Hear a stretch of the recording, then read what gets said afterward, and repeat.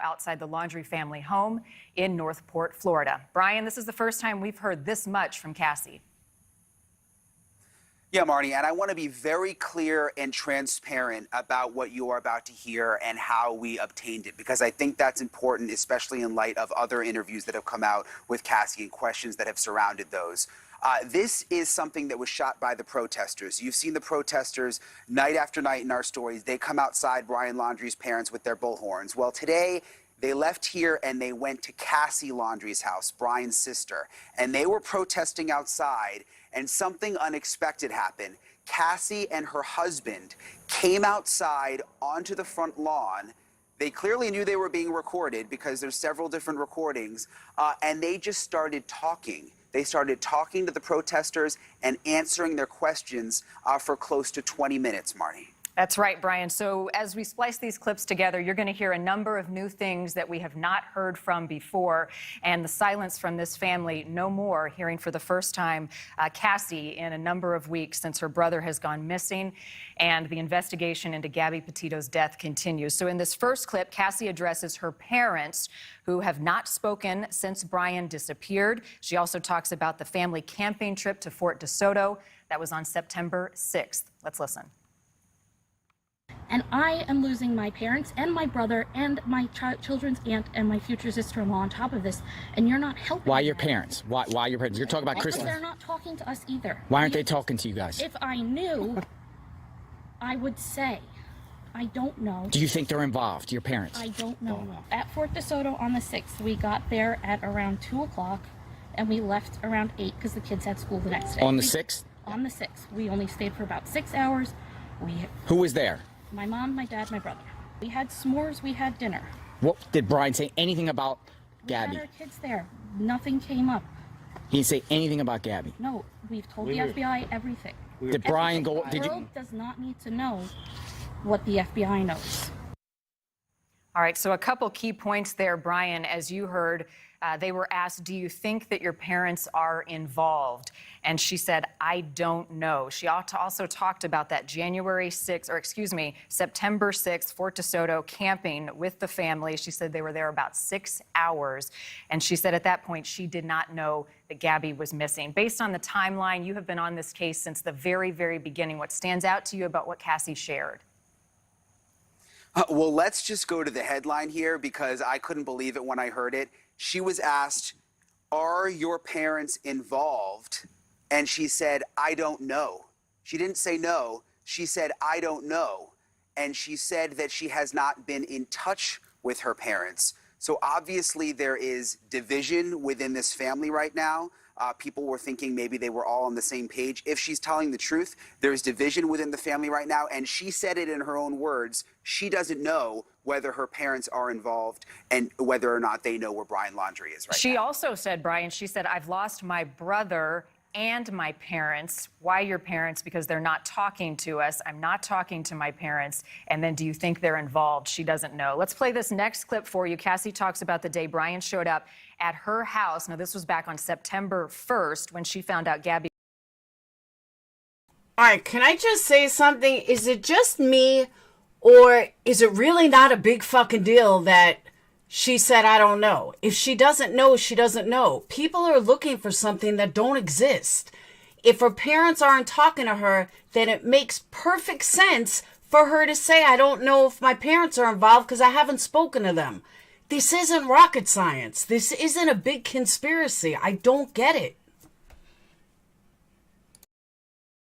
He was missing, and also why she has been silent so far.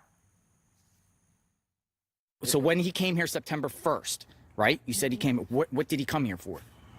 My parents wanted to surprise the kids to pick them up at school. I did not know that Brian was with them when we had previously planned to hang out with them. This is not what we want to be doing. This is not how we want the world to find out when we're angry and upset. But I can't have my kids be crying for 3 days in a row. What did the FBI take out of the house here? Like what? Nothing. They came here though. Yes. During. We met with them multiple times. You met with them multiple times. Yeah. Did they ask you for like polygraphs or anything like that? No. But no.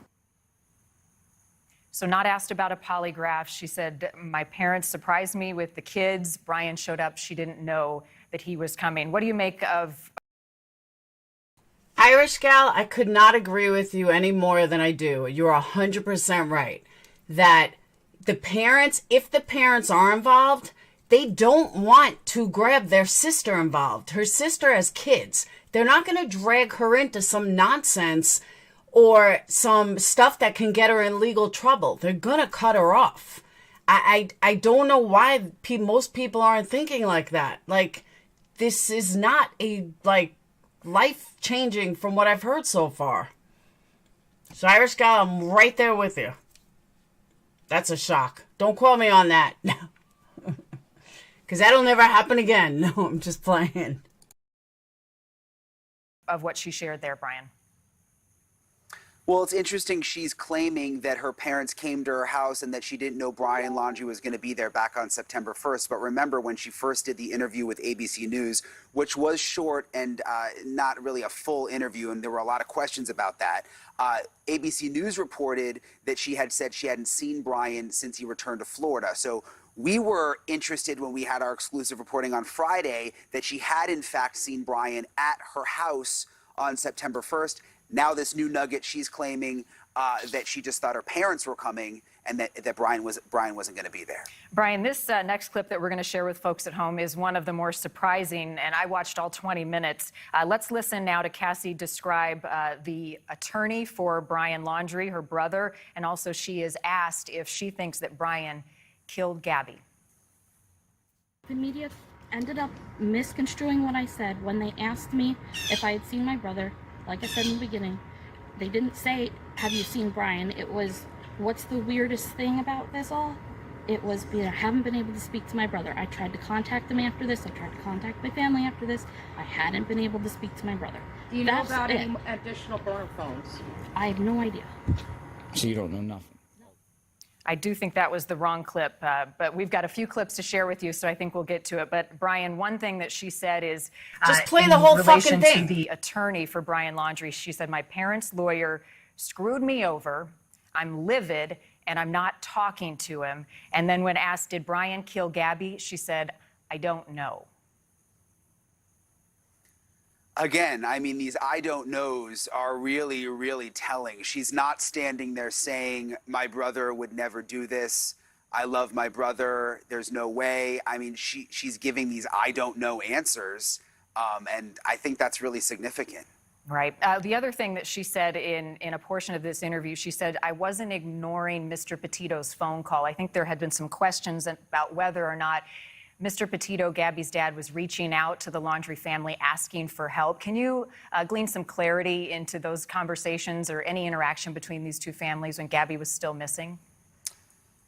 So what we know, Marnie, is early on in all of this, when Brian returned here to Florida without Gabby in Gabby's van, obviously Gabby's parents became extremely concerned. And according to her parents, they were reaching out to the Laundrie family, mainly to the parents behind me, basically begging for any information. And according to Gabby's parents, they were being flat out ignored. They were texting. They were not even getting responses to their text messages, which they found to be very, very strange considering Gabby was Brian's fiance. Why would the family suddenly be ignoring them? And that's what sparked them to initially call police. Another couple things that Cassie said. She said, I'm upset. I've been silent because the FBI told me to. Let's listen to another clip here. Have you ever seen Brian hit Gabby? No. Have you ever seen him fight? No. Have you ever seen him hit any woman? No, I've never seen him be abusive or angry in anything. No. You know that we talked to neighbors. We canvassed your parents' neighborhood. Yeah. They've heard screams coming out of your parents' house on multiple occasions. Your parents' home. Screams. I don't know what to tell you about Might have that. been our kids. We lived there for a year. Oh, you lived at the home in Wabasso? Yeah, Gabby and Brian lived with us. when they were in New York. And you've never seen him fight? No argue? No? Of course, you know, we bicker, But nothing- everybody bickers, but nothing like what any, like, no They have a domestic constant- Didn't I say that earlier? Yes, or else we would have done something about it. Right. Like, I don't stand for that. I was in a bad relationship similar to that, what's saying has happened. I wouldn't let that happen. We're, Not the evil monsters were made out to be. We're not the monsters we're being made out to be. Brian, she also was asked a few questions about her own relationship with her brother.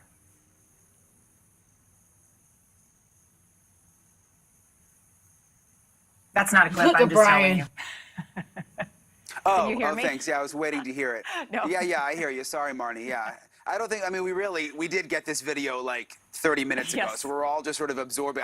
I'm just listening so carefully because these are like nuggets that we've never heard before. Right. But that was interesting to hear Cassie explain what so many others have said, that she did not see any signs of domestic violence with Brian and Gabby, that she says that was all news to her, which is really consistent with what we've heard from family members on both sides. She also said she's not close to her brother. They're 8 or 9 years apart. It didn't sound like they lived together, and she doesn't speak to him often. So the fact that she saw him twice in the last few weeks in this very tumultuous time for their family is interesting. All right, we do have another clip.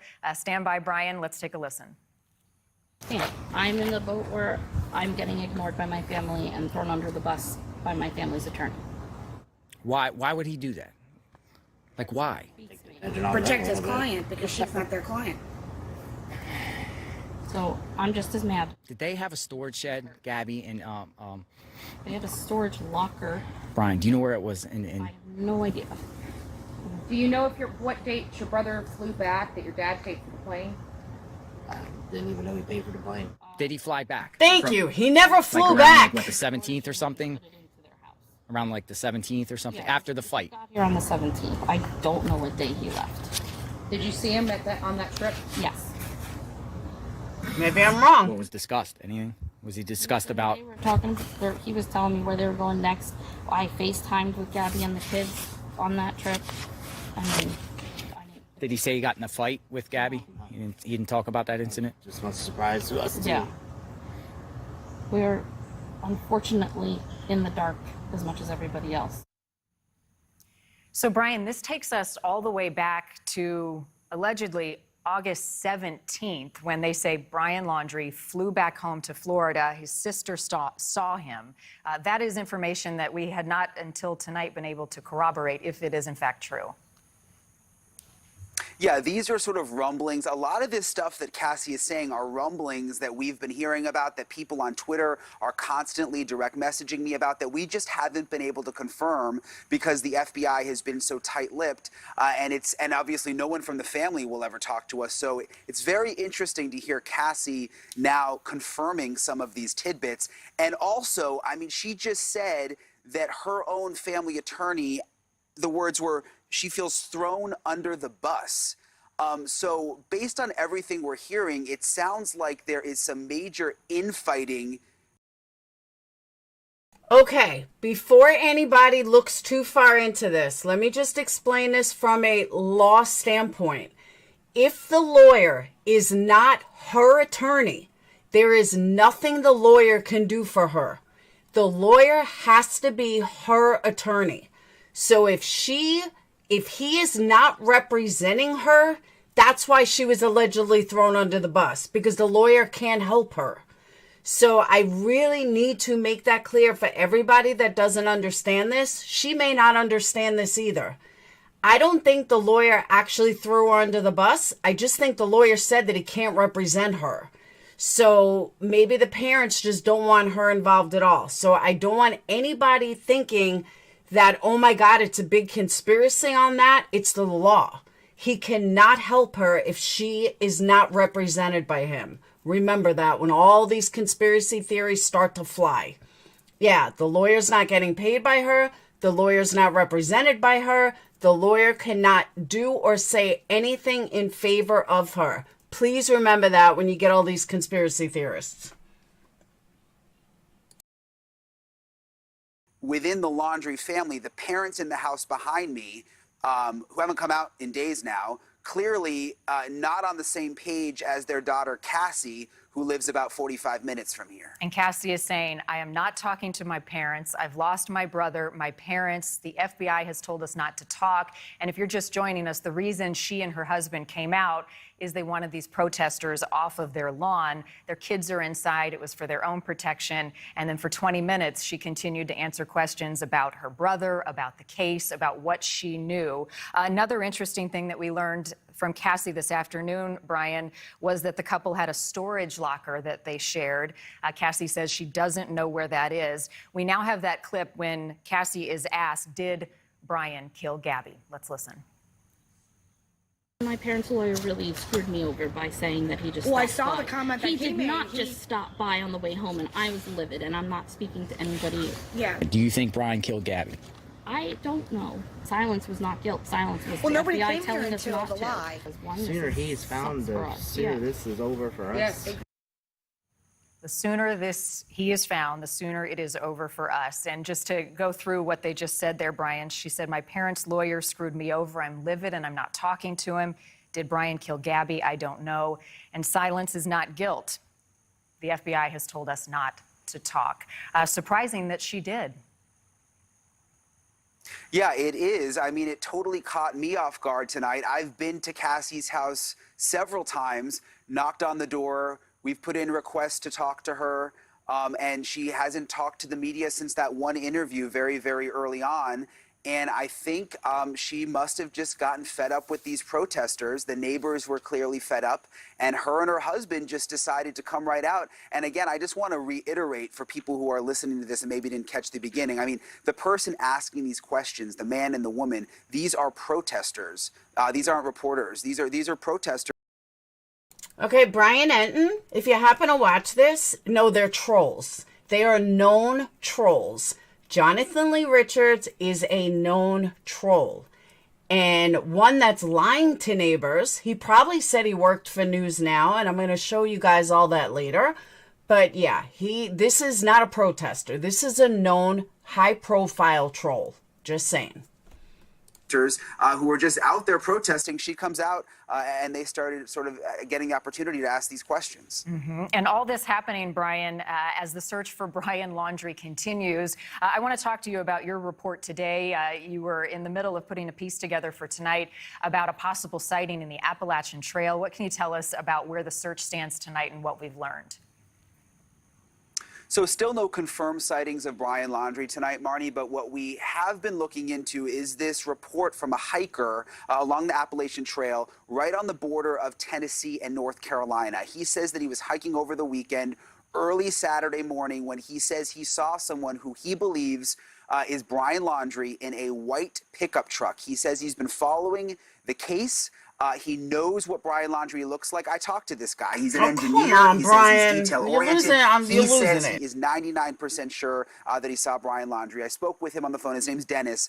This is what he told me. Things there. And there was one airboat we spotted with a canine and a search crew on the airboat. So not as big a search as we saw last week when there were literally I don't know what hundreds of just people out happened. there searching. How about the scene outside the parents tonight and throughout the day? Has that changed? It's been quiet out here. You know, they haven't come out all day long. They got one package delivery. The dad went to the screen door and quickly took it in. But they haven't been out of their house in days. And all I can wonder right now is what they must be thinking now that their daughter Cassie has come out and basically, you know, just spilled all these details about obviously stuff that they didn't want out. Another new twist.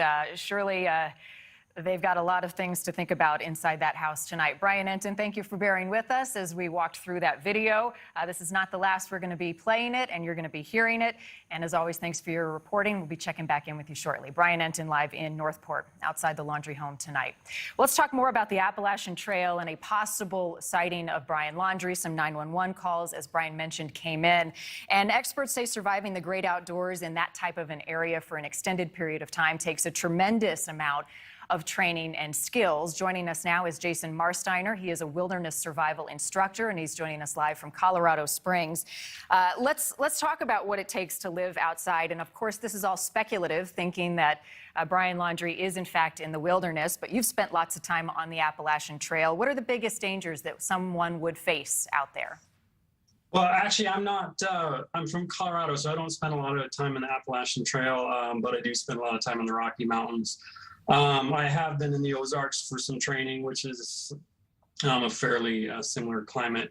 At this point in time, there's a lot of resources out at that in that general area right now. You got, if you know what you're looking for, you've got fruits and berries and animals, and that you can hunt and trap. So there's a good amount of resources again, but those are going to end here really soon once the snow starts to fly. So it's going to get a little bit more tougher here in the next few months. Let me ask you, for someone who is accustomed to living in the outdoors, Brian Laundrie is described by those who knew him as a survivalist with moderate or advanced survival skills, whether it's the Appalachian Trail or the swamp in Florida. What are the odds that someone can survive days and weeks on end in those types of environment with probably few resources, because they run the risk of being recognized if they go get water or food? Well, I can't speak to his survival skills, obviously, and being a avid through hiker or a camper is obviously different than being a survivalist or somebody with some good survival skills. But we might want to look at old history of people that have done it. We can look at Eric Rudolph, who survived for 5 years back in the 90s in the same area. I don't know what his level of training was, Eric, back in that time. So if he's got the same level of training, he could go years out there as long as he can remain unfound. Eric was discovered digging food out of a trash can in one of the cities. So I don't know the level of preparedness that he's at right now. I doubt he's the same level as the Olympic park bomber was, but I think he's going to have some difficulties here in the next few months, even if he's got a small level of survival skills. If he's got advanced level, I really highly doubt that he's got high advanced level training. Even military personnel typically don't have advanced level training, but I can't really speak to him knowledgeably. I just don't know what he knows, what he's learned. Well, I appreciate your insight. You've lived outside longer than most of us, and any survival skills are appreciated, certainly for investigators as they search for Brian Laundrie tonight. Jason, thank you for your time. We appreciate it. You're welcome. Still ahead, a historic lawsuit today over a woman whose genetic tissue helped shape modern medicine, all with. Okay, couple things I want to say. First of all, this sighting in Appalachian Trail is insane and ridiculous. And let me go through why it's absolutely stupid. Because, first of all, Brian Laundrie is not going to be driving in a car, stop in a car, and ask somebody for directions when he's the most wanted man in America. And probably right now, the most wanted man in the world. So I find it highly unlikely that he's just going to say, hey, I need directions to this place. Sure you are. And again, like I said yesterday, looks just like an FBI agent. He's going to stop and ask a guy who really looks like the FBI. Okay, I'll believe that. Second of all, this interview with the sister, I wish they would play the whole thing and not little bits and pieces. But if you don't know who Jonathan Lee Riches is, who is the protester, you might want to Google him and find out what he's about. He's in like the Guinness Book of World Record of like suing every high profile. Like he wants to be high profile. He wants his name out there. Was one of the biggest Chris Watts trolls. I don't know the guy, so he could be a great guy for all I know, but he's a scam artist. And I just can't believe that nobody's pointing this out. Like, he's just a protester instead of he's a scam artist. So, I don't know. The whole thing is just weird to me. What he did to the neighbor is fucked up, and I'll go through with that if you guys don't know what's going on with the neighbor. But I see this stuff, and it just blows my mind. Oh, you don't know who Jonathan Lee Riches is? Let me show you. Without then grew them in a lab and used them and count. All right. First, let me see if Entin's got the whole interview. Oh, someone said Jonathan Lee Riches would have the whole interview. Hold on. He probably blocked me.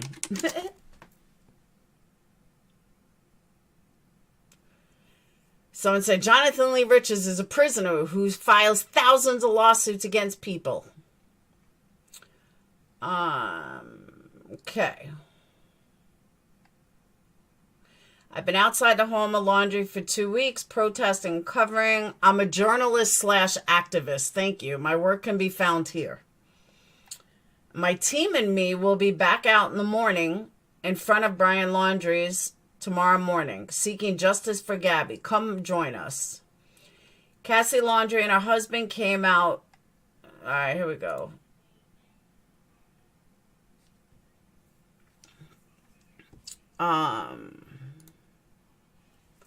Cassie Laundrie and her husband came outside from their home to speak with us for 20 minutes. Full video coming soon. Protesting works.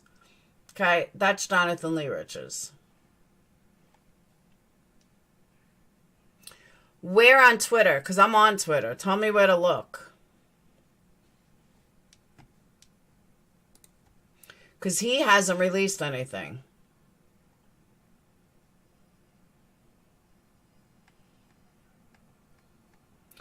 Who's made money off this? Jonathan Lee Riches? I don't know. He's a joke.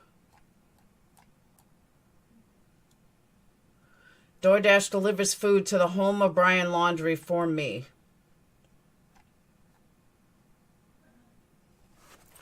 He's just a scam. Like, go, dude, get a job.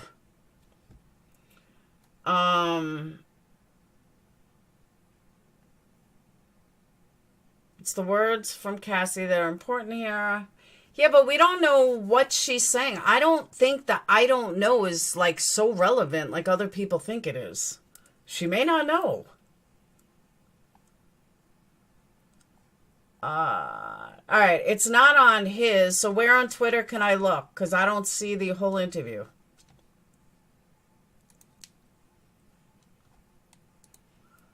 Oh, wait.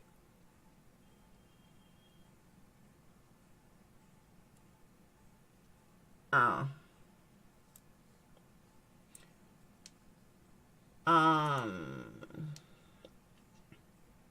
I think he sold his video, and I don't know if he'll be able to show it. Nah, that's possible. I'm sure he did. You're probably right, though.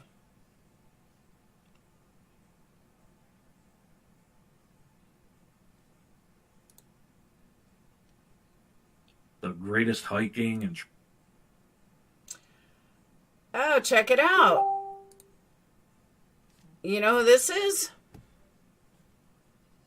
The living, if it wasn't for the taxes, is relatively cheap. And you could buy a nice house here for $200,000. Beautiful house. Wait, I'm wrong. That's just Larry. I thought that was Nomadic Trek. Nomadic Trek had put this on his page. I thought it was him, but I don't think it is. All right. Well, if he did sell, nobody has it. I don't see it anywhere.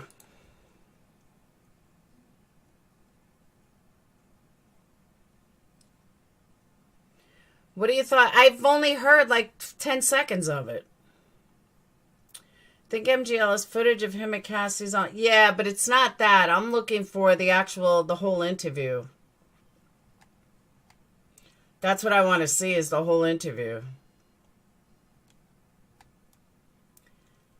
I don't know what I think of this sister, to be honest.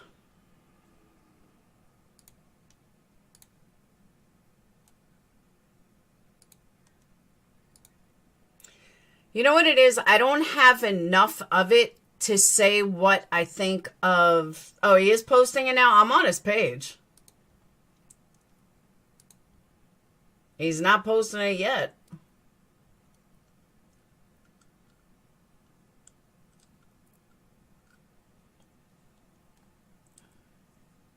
And that's the whole thing. Like, Jonathan Lee didn't do this for any other reason than to make money.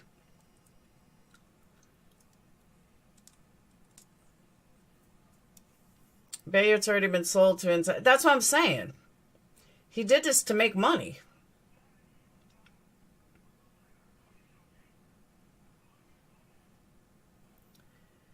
I don't know. She said they weren't that close because they were like 9 years apart.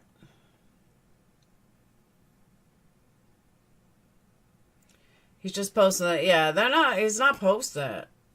Let me do a little research, see if I can find it.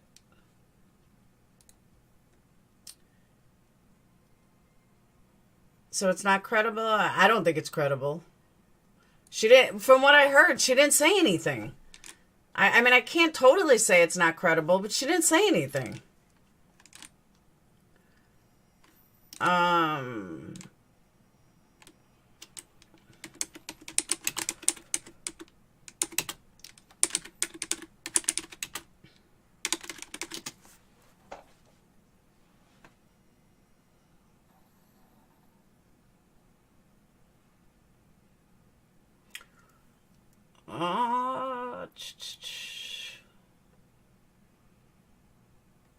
From the family will ever talk to us. So it's very interesting to hear Cassie now confirming some of these tidbits. And also, I mean, she... Nope. See, Jay for Justice is just playing the same thing we just watched.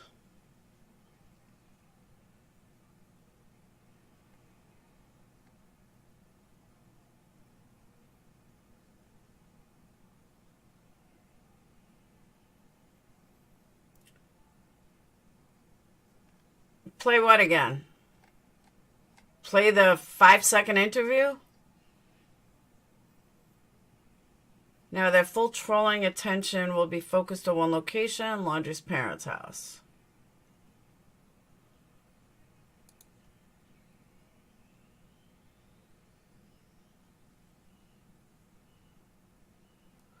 Yeah, there's nothing.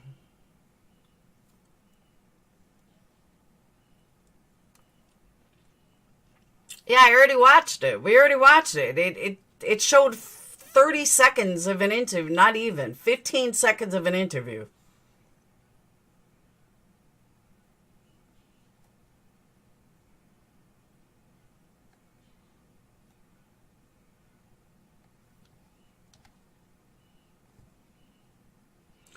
They didn't play 20 minutes. They played literally probably 2 minutes of the whole thing.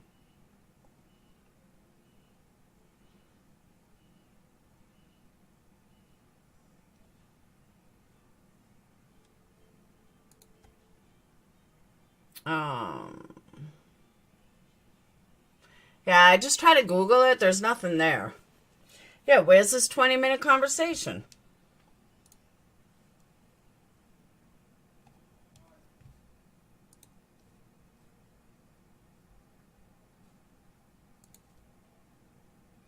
You gotta wait. It's at a commercial now.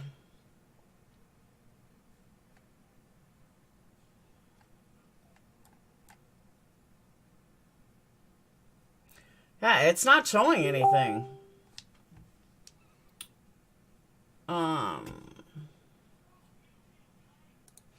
But you know, Facebook's back when you hear the ding ding.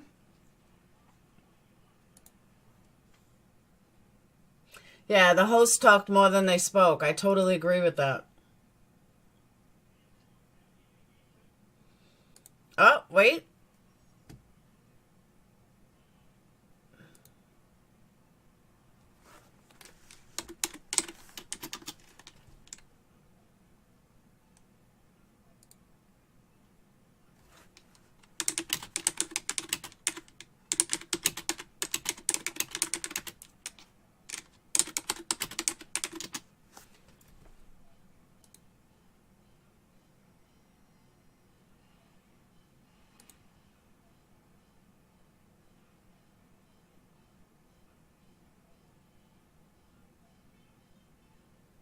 All right.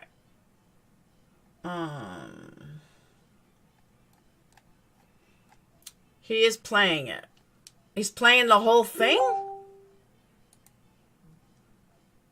Guys, we already watched the News Nation. We already watched that. So if somebody else has the whole interview, then great. Maybe they were all on the same page. If she's No, telling... this is the exact same thing we just watched.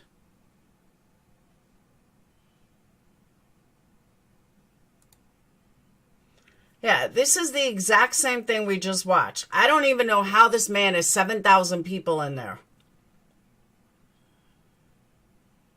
No, we already watched this. Nobody has the whole interview. Everybody's just watching what people can rewind and see. They're playing what they want you to see, exactly.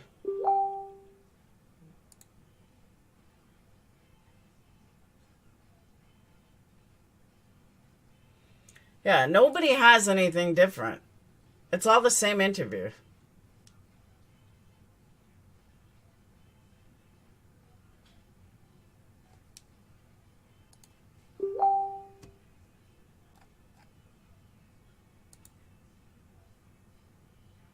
Hold on.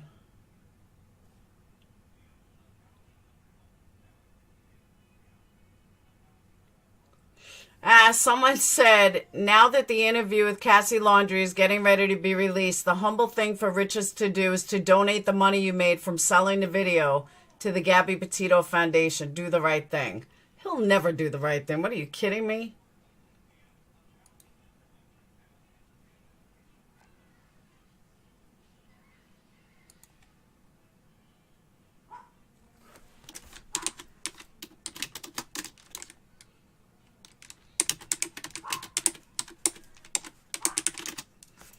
Someone said the whole thing is on Hulu, but I'm not buying it.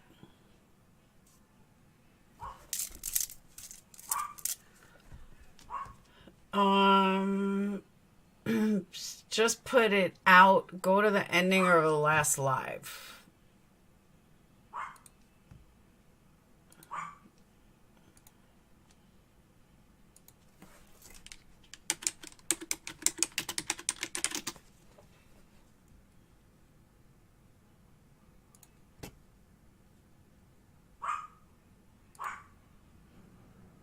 Thank you, Christy. Supposed to be The opportunity to ask these questions. It's the exact same thing. She's playing the exact same thing that I've already played. So yeah, that's the exact same thing.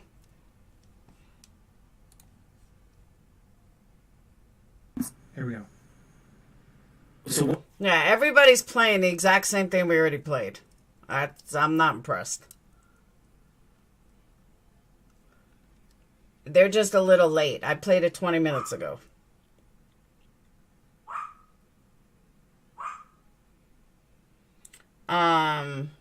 See, someone in here is also saying Hulu. In Popcorn Planet. They're also saying Hulu. But nobody's saying where on Hulu.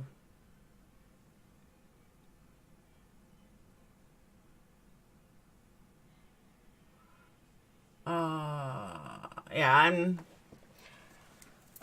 nothing, Hound. Same old, same old.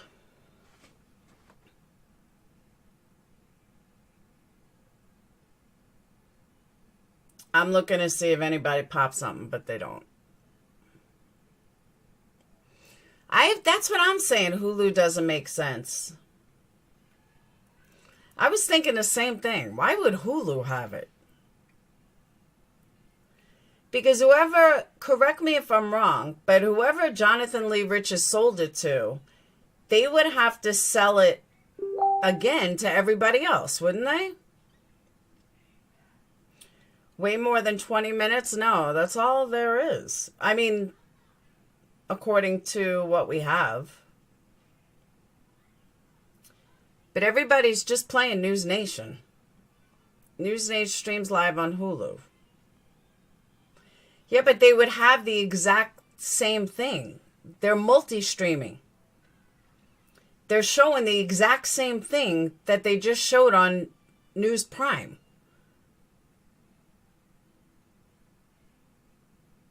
I mean, that's not rocket science.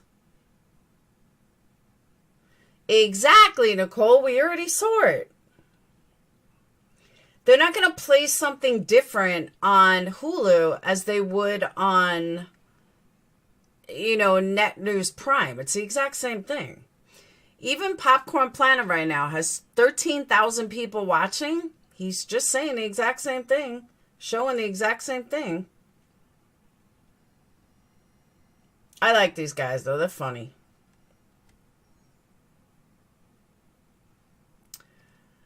It's probably all they will show tonight. Yeah, I agree. But guys, you got to understand, I will not do these conspiracy shit. I won't do it. I will never do it. You'll never see me do it. I can't do it. I don't care if that's what's costing me views and subs. I will not cater to these bullshit conspiracy theories. And if that means I will never get to where I want to be on YouTube, then so be it. But at the end of the day, at least I stayed true to myself. News media will cut it and give the people what they... Yeah, I agree with that. Thanks, Nicole. She's talking about how her parents aren't talking to her. We know that already. No. Not the sister conspiracy. I'm talking about everything else. Like, I was on somebody's panel earlier, and the girl came up. She was from Natasha, and she was saying some stuff that just didn't even make sense. But hey, whatever. And stuff that can be debunked instantly. Hey, Amy, I don't do conspiracy theories. It has to be logical. It have to make sense. All these other people just stealing content and sad fishing for money off this poor girl. I can't even with this. Thank you, Red Rum. I will never do conspiracy theories. I won't. I'll do speculation, not conspiracy theories. I don't know her, Lynn Love. But just somebody was on Molly's panel before with me. And, you know, she was saying that she believes Brian killed the girls in Utah and this one. And Brian's involved. And, oh, my God, I can't. I just can't. And we'll never do that. All right, TMZ has it. Red Rum, I agree with you. That's why I keep it real and I keep it here. Because people know giving conspiracy theories will... 52, Brantley. Because people they want creators to give them the bullshit. They do. She said he killed some guy too. Exactly. Like he's a serial killer. Trying to catch you in. Thank you, Amy. I believe Cassie's lying too. Jay, I don't watch her. I have no idea. Oh, believe me, I know what's out there. It's insane. Absolutely insane. You said TMZ has a longer version?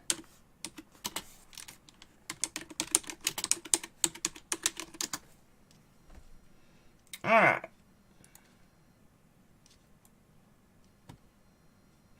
Okay, so people are saying Cassie Laundrie, TMZ has a longer version. It's 1 minute and 26 seconds. So that's not long. They have nothing else different. Bye, Nicole. They have nothing else different. Their whole thing is 1 minute and 26 seconds. No thanks. I've seen it already. Been there, done that.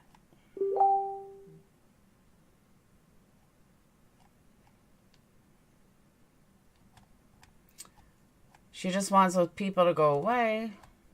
Yeah, I agree with that.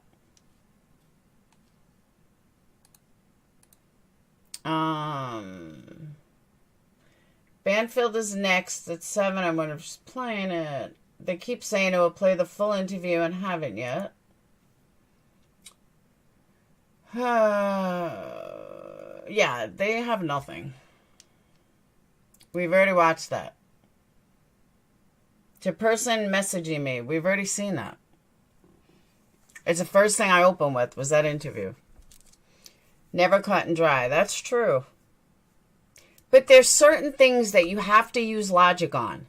Him killing the girls, or the other theory was that they saw something, that maybe Gabby saw something. That doesn't even make sense. They were out of Moab on the 12th. The girls got killed the night of the 12th. At night. I think the 12th going into the 13th. They were already out of Moab. So where did Gabby see something? Like, it just doesn't make sense. I just can't. I don't know how much you've seen. No, I played everything that News Prime played. And it was probably like a minute worth, 2 minutes worth. Because they had to dumb it down for everybody. But yeah, if you go back to rewind the video, I played everything they have.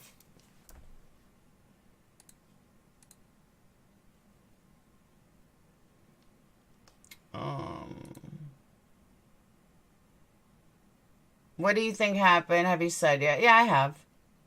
Aha! Check this out. What did I just tell you guys? Look at this. 4 minutes ago. Check this out. Oh. Oh, Brian Laundrie posted something. But check this out. He posted more of the video. 4 minutes ago.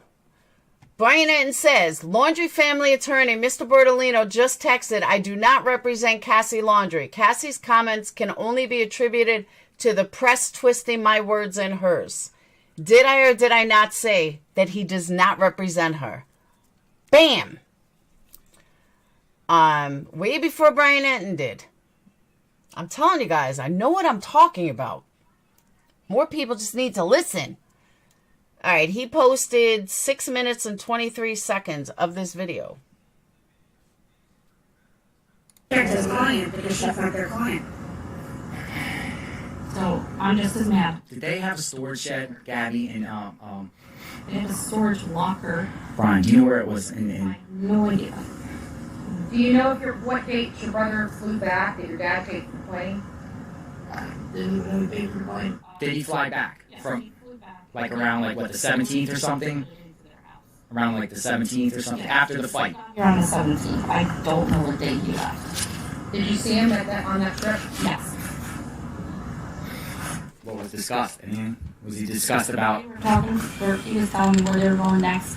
I FaceTimed with Gabby and the kids on that trip. Did he say he got in a fight with Gabby? He didn't talk about that incident? Just not surprised to us. Yeah. We're unfortunately in the dark as much as everybody else. So, Brian, this takes us all the way back to allegedly August 17th, when they say Brian Laundrie flew back home to Florida. His sister saw him. That is information. Okay, I'm wrong. He's showing the exact same clip again. But just remember that. I do exactly, Elle. Absolutely. You always seem to say everything before others do, but not always online to hear, so give you benefit of the doubt. I'm telling you, I do say a lot of stuff before others, but I don't know. It's not heard enough.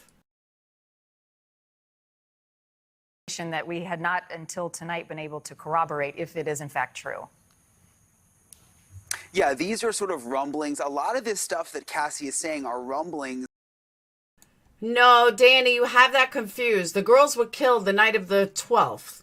They were already out of Moab on the 12th. That's the day they got pulled over. The police took Brian to a hotel on the 12th, not the 13th. They were out of Moab. The girls were killed that night. Brian was not there. That we've been hearing about, that people on Twitter are constantly direct messaging me about, that we just haven't been able to confirm because the FBI has been so tight-lipped. All right, we saw this already. Do we want to watch it again? Brian is hiding inside the husband's stomach? Maybe. Do we want to watch this again? Since we already watched it? And obviously no one from the family will ever talk to us. So it's very interesting to hear Cassie now confirming some of these tidbits. And also, I mean, she just said that her own family attorney, the words were, she feels thrown under the bus. So based on everything we're hearing, it sounds like there is some major infighting within the Laundrie family. The parents in the house behind me, who haven't come out in days now, clearly not on the same page as their daughter Cassie, who lives about 45 minutes from here. And Cassie is saying, I am not talking to my parents. I've lost my brother, my parents. The FBI has told us not to talk. And if you're just joining us, the reason she and her husband came out is they wanted these protesters off of their lawn. Their kids are inside. It was for their own protection. And then for 20 minutes, she continued to answer questions about her brother, about the case, about what she knew. Another interesting thing that we learned from Cassie this afternoon, Brian, was that the couple had a storage locker that they shared. Cassie says she doesn't know where that is. We now have that clip when Cassie is asked, did Brian kill Gabby? Let's listen. My parents' lawyer really screwed me over by saying that he just Well, I stopped saw by. the comment that he came did in. not just stop by on the way home, and I was livid, and I'm not speaking to anybody. Yeah. Do you think Brian killed Gabby? I don't know. Silence was not guilt. Silence was Well, the nobody FBI came here telling us until not the to. lie. One, Sooner this he's found, sucks for the us. sooner Yeah. this is over for us. Yes. The sooner he is found, the sooner it is over for us. And just to go through what they just said there, Brian, she said, my parents' lawyer screwed me over. I'm livid and I'm not talking to him. Did Brian kill Gabby? I don't know. And silence is not guilt. The FBI has told us not to talk. Surprising that she did. Yeah, it is. I mean, it totally caught me off guard tonight. I've been to Cassie's house several times, knocked on the door. We've put in requests to talk to her, and she hasn't talked to the media since that one interview very, very early on. And I think she must have just gotten fed up with these protesters. The neighbors were clearly fed up, and her husband just decided to come right out. And again, I just want to reiterate for people who are listening to this and maybe didn't catch the beginning. I mean, the person asking these questions, the man and the woman, these are protesters. These aren't reporters. These are protesters who are just out there protesting. She comes out and they started sort of getting the opportunity to ask these questions. Mm-hmm. And all this happening, Brian, as the search for Brian Laundrie continues. I want to talk to you about your report today. You were in the middle of putting a piece together for tonight about a possible sighting in the Appalachian Trail. What can you tell us about where the search stands tonight and what we've learned?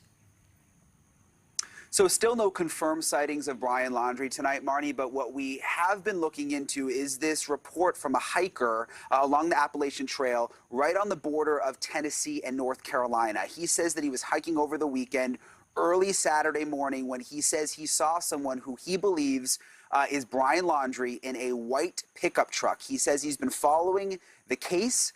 He knows what Brian Laundrie looks like. I talked to this guy. He's an engineer. He says he's detail-oriented. He says he is 99% sure that he saw Brian Laundrie. I spoke with him on the phone. His name's Dennis. This is what he told me.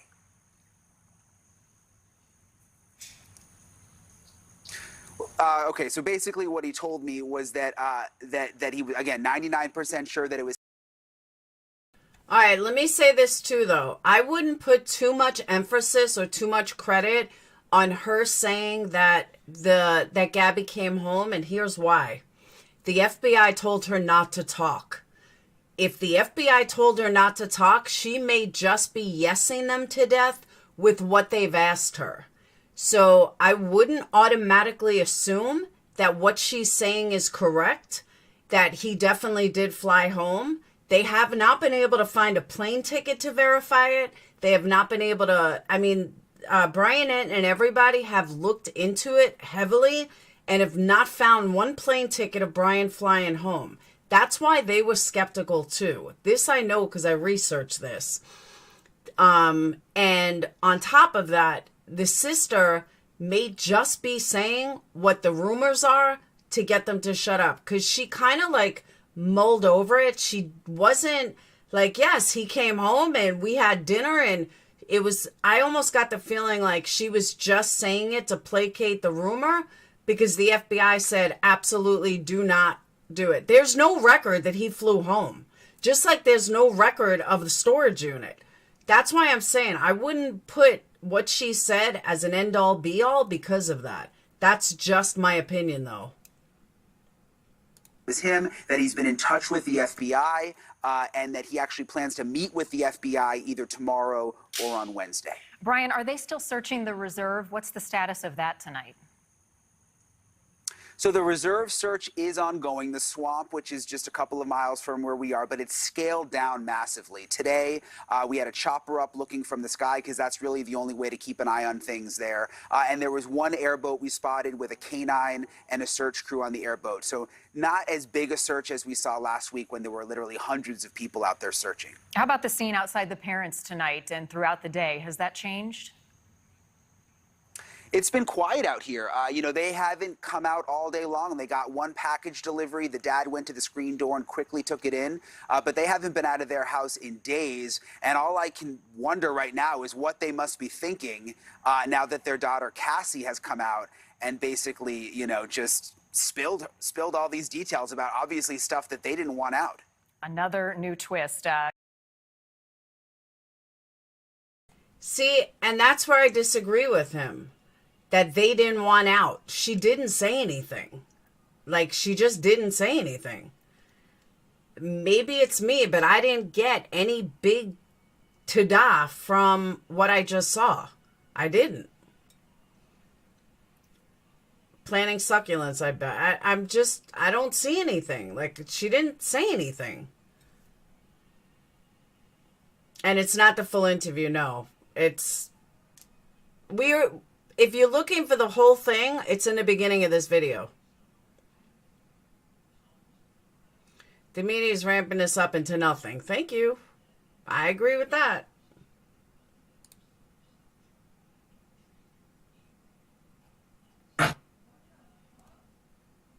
And here's the first half. It's the same thing we've already seen. You want to watch it again? We can watch it again. This is something that was shot by the protesters. You've seen the protesters night after night in our stories. They come outside Brian Laundrie's parents with their bullhorns. Well, today they left here and they went to Cassie Laundrie's house, Brian's sister. And they were protesting outside and something unexpected happened. Cassie and her husband came outside onto the front lawn. They clearly knew they were being recorded because there's several different recordings. And they just started talking. They started talking to the protesters and answering their questions for close to 20 minutes, Marnie. That's right, Brian. So as we splice these clips together, you're going to hear a number of new things that we have not heard from before. And the silence from this family, no more, hearing for the first time Cassie in a number of weeks since her brother has gone missing. And the investigation into Gabby Petito's death continues. So in this first clip, Cassie addresses her parents who have not spoken since Brian disappeared. She also talks about the family camping trip to Fort DeSoto. That was on September 6th. Let's listen. And I am losing my parents and my brother and my children's aunt and my future sister-in-law on top of this, and you're not helping. Why your parents? Why your parents? You're talking about Because Kristen. they're not talking to us either. Why aren't they talking to you guys? If I knew... They're not talking to them because they're trying to protect them from getting involved. That's why they're not talking to them. I would say, I don't know. Do you think they're involved, your parents? I don't know. At Fort DeSoto on the 6th, we got there at around 2 o'clock. And what kind of sick parents would you have to be to get your daughter, who's a mom, who's got young kids, and her husband involved in this nightmare? What kind of horrible parent would they be if they dragged them into it? That would make them even worse than they are now. They are doing the right thing by not getting them involved. Plain and simple. we left around 8 because the kids had school the next day. On the 6th? On the 6th. We only stayed for about 6 hours. Who was there? My mom, my dad, my brother. We had s'mores, we had dinner. What did Brian say anything about Gabby? We had our kids there. Nothing came up. He didn't say anything about Gabby. No, we've told the FBI everything. Did Brian go? The world does not need to know what the FBI knows. All right, so a couple key points there, Brian. Let me just say, watching this again, that is more telling than everything that they're trying to focus on. What I mean by that is, by her saying, them saying, did he say anything about Gabby? And she said, no, we can't say, or we're not going to say everything the FBI knows. That right there is the most telling part of this whole fucking interview. Listen again.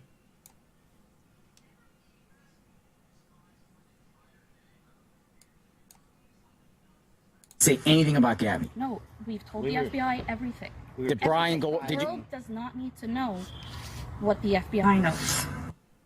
We told the FBI everything. The world doesn't need to know everything the FBI knows.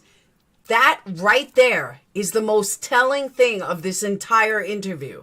And nobody is talking about it. Nobody's focused on it. That right there is key. But I agree with, hey, Coffee, but I agree with somebody else who said something that's very true. And that is, she didn't ask where Gabby was? That's a little weird. Like, why not ask where Gabby was? But yeah, that right there is the most telling piece of this whole fucking thing. I'm going to hear it again. Your sister-in-law on top of this, and you're not helping. Why your parents? Why your parents? You're talking about Because Christmas. they're not talking to us either. Why aren't they talking to you guys? If I knew, I would say. I don't know. Do you think they're involved, your parents? I don't know. At Fort DeSoto on the 6th, we got there at around 2 o'clock, and we left around 8 because the kids had school the next day. On the 6th? On the 6th. We only stayed for about 6 hours. Who was there? My mom, my dad, my brother. We had s'mores, we had dinner. What did Brian say anything about Gabby? We had our kids there. Nothing came up. He didn't say anything about Gabby. No, we've told the FBI. Nothing came up. Did you not ask where she was? I have a hard time believing she never asked where he was. And I thought the 6th was on a Friday. Am I wrong?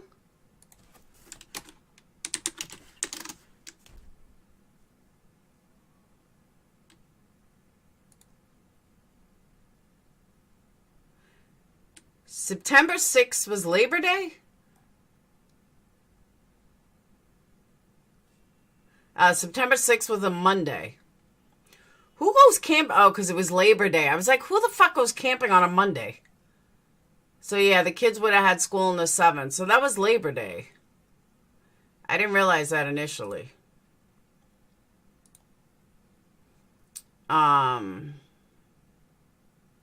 Yeah, the 6th was on a Monday. It was Labor Day.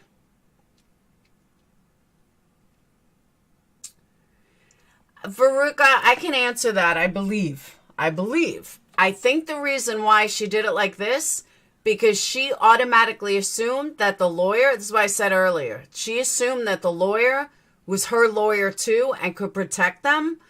But when she found out the lawyer can't protect them because it's not their attorney, that's when I think she decided to talk. Because the lawyer can't help them with the protesters. Lawyers can't help them with anything. That's why the lawyers, that's why I think she came out and talked. But let me tell you, if I had young kids and people were protesting in front of my house, I would lose my shit.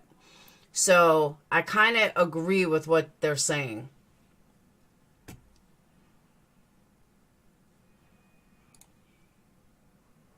Everything. Did Brian go? The world does not need to know what the FBI knows. All right, so a couple key points there, Brian. As you heard, they were asked, do you think that your parents are involved? And she said, I don't know. She also talked about that September 6th, Fort DeSoto camping with the family. She said they were there about 6 hours. And she said at that point, she did not know that Gabby was missing. Based on the timeline, you have been on this case since the very, very beginning. What stands out to you about what Cassie shared? Well, let's just go to the headline here because I couldn't believe it when I heard it. She was asked, are your parents involved? And she said, I don't know. She didn't say no. She said, I don't know. And she said that she has not been in touch with her parents. So obviously there is division within this family right now. People were thinking maybe they were all on the same page. If she's telling the truth, there's division within the family right now. And she said it in her own words. She doesn't know whether her parents are involved and whether or not they know where Brian Laundrie is right now. She also said, Brian, she said, I've lost my brother and my parents. Why your parents? Because they're not talking to us. I'm not talking. Okay, genius. She didn't say I lost my brother. She said I'm going to lose my brother. Going. She didn't say she lost him. She said, I'm going to lose my brother.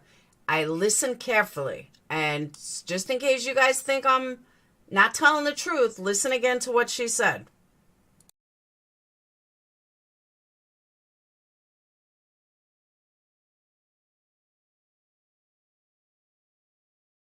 Hang on.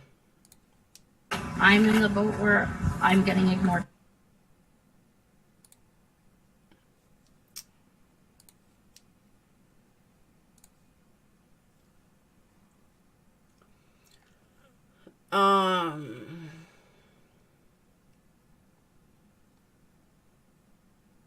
Transparent about what you are about to hear and how we obtained it, because I think that's important, especially in light of other interviews that have come out with Cassie and questions that have surrounded those.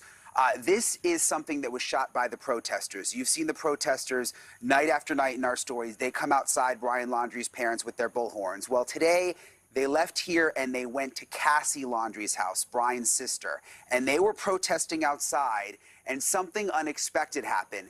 Cassie and her husband came outside onto the front lawn.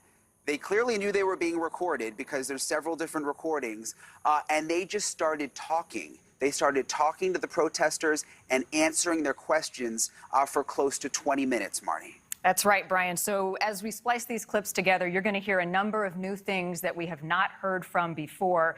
And the silence from this family, no more, hearing for the first time Cassie in a number of weeks since her brother has gone missing.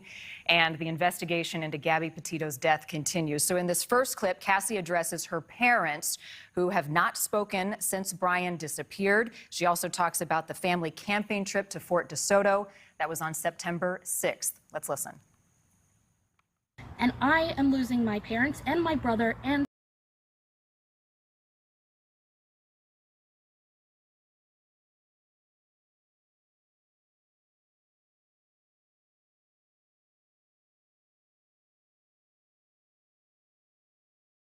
Sorry, I thought you guys heard me.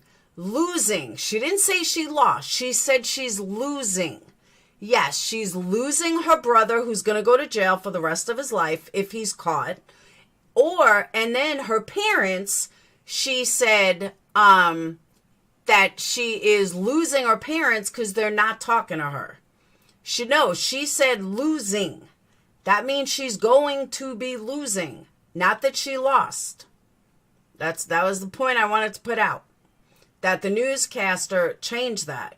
She didn't say she lost them. She said she's losing them. And she's right. She is losing them. my children's aunt and my future sister-in-law on top of this, and you're not helping. Why your parents? Why your parents? You're talking about Because Kristen. they're not talking to us either. Why aren't they talking to you guys? If I knew, I would say. I don't know. Do you think they're involved, your parents? I don't know. At Fort DeSoto on the 6th, we got there at around 2 o'clock, and we left around 8 because the kids had school the next day. On the 6th? On the 6th. We only stayed for about 6 hours. Who was there? My mom, my dad, my brother. We had s'mores, we had dinner. What did Brian say anything about Gabby? We had our kids there. Nothing came up. He didn't say anything about Gabby. No, we've told the FBI everything. Did Brian go? The world does not need to know what the FBI knows. All right, so a couple key points there, Brian. As you heard, they were asked, do you think that your parents are involved? And she said, I don't know. She also talked about that. So when he came here September 1st, right? You said he came, what did he come here for? My parents wanted to surprise the kids to pick them up at school. I did not know that Brian was with them when we had previously planned to hang out with them. This is not what we want to be doing. This is not how we want the world to find out when we're angry and upset. But I can't have my kids be crying for 3 days in a row. What did the FBI take out of the house here? Like what? Nothing. They came here though. Yes. During. We met with them multiple times. You met with them multiple times. Yeah. Did they ask you for like polygraphs or anything like that? No, but no. So not asked about a polygraph. She said, my parents surprised me with the kids. Brian showed up. She didn't know that he was coming. What do you make of what she shared there, Brian? Let me also say a difference between a true reporter and a troll is a true reporter would address the things that she was saying. He never addressed one thing that she said, not one. And I would have liked to know why the kids were crying for 3 days. There's so many different things that this interview could have done, and he didn't because he has no clue what he's doing or how to even do an interview, and that's frustrating to me. And maybe that's why they did it the way they did. Absolutely not, Circle Jerk. I let me say, I doubt it. I never thought of that, but I don't think so. Hans, this is like the third time watching it. Well, it's interesting. She's claiming that her parents came to her house and that she didn't know Brian Laundrie was going to be there back on September 1st. But remember when she first did the interview with ABC News, which was short and not really a full interview, and there were a lot of questions about that. ABC News reported that she had said she hadn't seen Brian since he returned to Florida. So we were interested when we had our exclusive reporting on Friday that she had in fact seen Brian at her house on September 1st. Now this new nugget, she's claiming that she just thought her parents were coming and that Brian wasn't going to be there. Brian, this next clip that we're going to share with folks at home is one of the more surprising, and I watched all 20 minutes. Let's listen now to Cassie describe the attorney for Brian Laundrie, her brother, and also she is asked if she thinks that Brian killed Gabby. The media ended up misconstruing what I said when they asked me if I had seen my brother. Like I said in the beginning, they didn't say, have you seen Brian? It was, what's the weirdest thing about this all? It was, I haven't been able to speak to my brother. I tried to contact him after this. I tried to contact my family after this. I hadn't been able to speak to my brother. Do you know about any additional burner phones? I have no idea. So you don't know nothing? I do think that was the wrong clip, but we've got a few clips to share with you, so I think we'll get to it. But Brian, one thing that she said is in relation to the attorney for Brian Laundrie, she said, my parents' lawyer screwed me over. I'm livid, and I'm not talking to him. And then when asked, did Brian kill Gabby? She said, I don't know. Again, I mean, these I don't knows are really, really telling. She's not standing there saying, my brother would never do this. I love my brother. There's no way. I mean, she's giving these I don't know answers. And I think that's really significant. Right. The other thing that she said in a portion of this interview, she said, I wasn't ignoring Mr. Petito's phone call. I think there had been some questions about whether or not Mr. Petito, Gabby's dad, was reaching out to the Laundrie family asking for help. Can you glean some clarity into those conversations or any interaction between these two families when Gabby was still missing? So what we know, Marnie, is early on in all of this, when Brian returned here to Florida without Gabby in Gabby's van, obviously Gabby's parents became extremely concerned. And according to her parents, they were reaching out to the Laundrie family, mainly to the parents behind me, basically begging for any information. And according to Gabby's parents, they were being flat out ignored.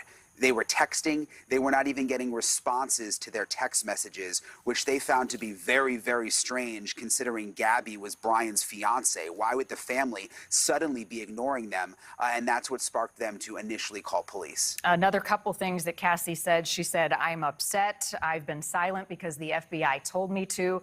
Let's listen to another clip here. Have you ever seen Brian hit Gabby? No.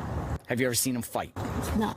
Have you ever seen him hit any woman? No, I've never seen him be abusive or angry in anything. No. You know that we talked to neighbors. We canvassed your parents' neighborhood. Yeah. They've heard screams coming out of your parents' house, Okay, I don't actually believe that. I never believe that. I think they're full of shit. I'm not saying the neighbors are lying. I think the girl talking is lying because none of the other neighbors have said that. We have not heard that from any neighbor. The news reporters have spoken to the neighbors. That has never been said. I think they're totally full of shit. And I think they're trying to get them to say something that has never even been said. So that's my opinion on that. And I'm sticking with it. on multiple occasions. Your parents' house. Screams. I don't know what to tell you about Might have that. been our kids. We lived there for a year. Oh, you lived at the home in Wabasso? Yeah, Gabby when and they- Brian lived with us. when they were in New York. And you've never seen them fight, no argue, no? Of course, you know, But nothing. everybody bickers, but nothing like what any, like, no But they have a domestic anything. constituted domestic violence. No, yes, or else we would have done something about it. Right. Like, I don't stand for that. I was in a bad relationship similar to that, what's saying has happened. I wouldn't let that happen. We're Not evil monsters were made out to be. We're not the monsters we're being made out to be. Brian, she also. All right. But I'm telling you guys, it's not popular opinion. Popular opinion is to go with all of these conspiracy theories and believe all these conspiracy theories. I'm sorry, I'm not doing it. You're never going to hear me go with it because it's just not true. A little critical thinking tells you that if that was the case, we would know about it already. Even Gabby's family said he wasn't like that. He wasn't violent. He wasn't like that type of person. So when I hear them say, the neighbor said scream, I don't believe it at all. I think totally full of shit. And I think she's lying. And I feel sorry for people that don't use critical thinking and just don't look at the whole picture and the whole scenario. Because if you look at the whole scenario, you'll know she's full of shit.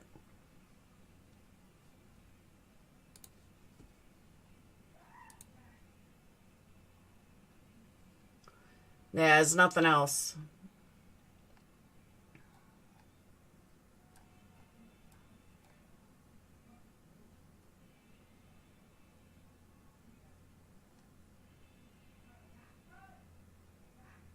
I think it's the one we heard about earlier.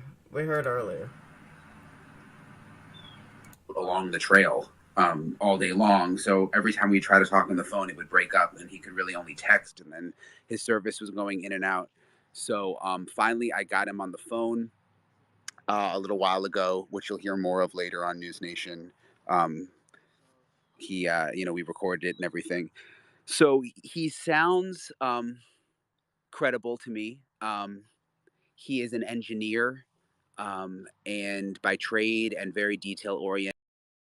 Being an engineer, you have to be detail oriented. Being an engineer means absolutely nothing as far as credibility goes. I'm sorry that that's like saying he looks like he's telling the truth. You can't go by looks.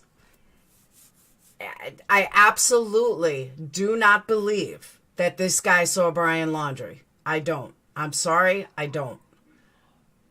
We don't know if this guy is a drunk. We don't know if he's a drug addict. We don't know. Just because he's an engineer doesn't mean jack shit. So I just have a hard time. I don't believe his story. I think he's lying. I just do. I'm sorry, but I do. And I haven't been wrong yet. My track record's been pretty on point. So they came out to protest just to make them stop because their kids have been crying for 3 days. Good job, assholes. Right, Lori? It just doesn't make sense. That's the other thing I wanted to look at. Hold on one second. I wanted to look that up.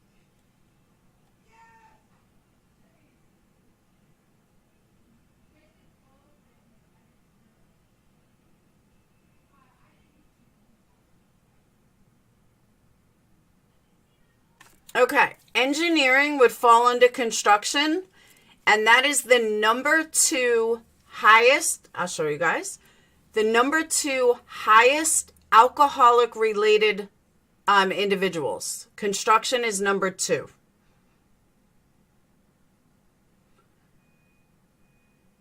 Here we display the report's rankings defined by percent for individuals who had past month heavy alcohol use and who were employed full-time. Number 1 is mining. Number 2 is construction. So there you go. Don't judge a book by a job. Bad move.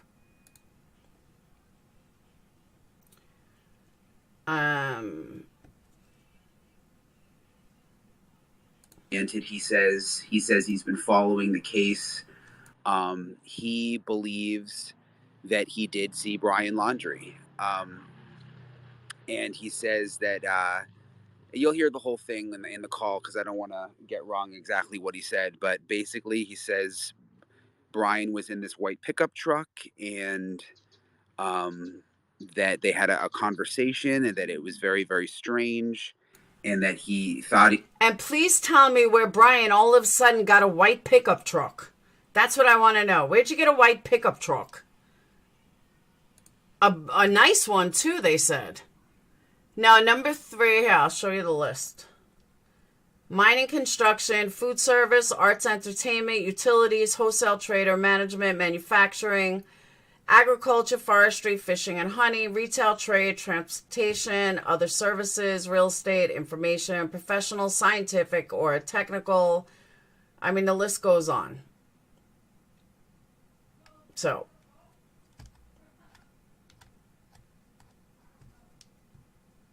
I mean, it's there. People need to wake up.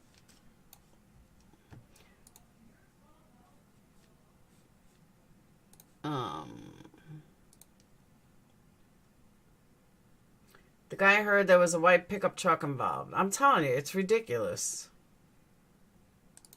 he looked familiar and he went back and looked at the pictures of Brian Laundrie and that he thinks it was him. He says like 99% sure. Just having covered this story since the beginning and 99% sure the guy didn't even know his fucking name. Give me a break. Talking to a lot of people along the way who think that they've seen Brian Laundrie. You know, there's no way to know for sure. A lot of you are asking me, what do I think? You know, Brian Laundrie is a tall, skinny, white guy, bald, when he has a hat on. I mean, he looks like a lot of other people. You know, he has kind of a common look about him, especially when he has a hat on. So I think it would be very easy to think you've seen him and it not necessarily be him. I'm not really sure, but I think after talking to him, the vibe that I got is that he comes from a genuine place, Dennis. I don't think he's necessarily looking for attention. Again, I mean, I don't know that for sure, but just we talked for about 10 minutes. And again, he's still out there hiking. I mean, he's not like, you know, clamoring to do media interviews and canceling his hike to get on TV. I mean, I could barely even get him on the phone, which I think is sort of a good sign that he's not just looking for attention. So I don't know what to make of it, but that's sort of what he said. He told me also, so I'm just reading your comments, that he is meeting with the FBI either tomorrow or Wednesday. He's still hiking right now, so he's hoping to make it into town tonight. We're going to try to get him on live on News Nation tonight at 9. But again, like a lot just depends. I mean, he's out hiking, so there's a lot of different variables at play there. So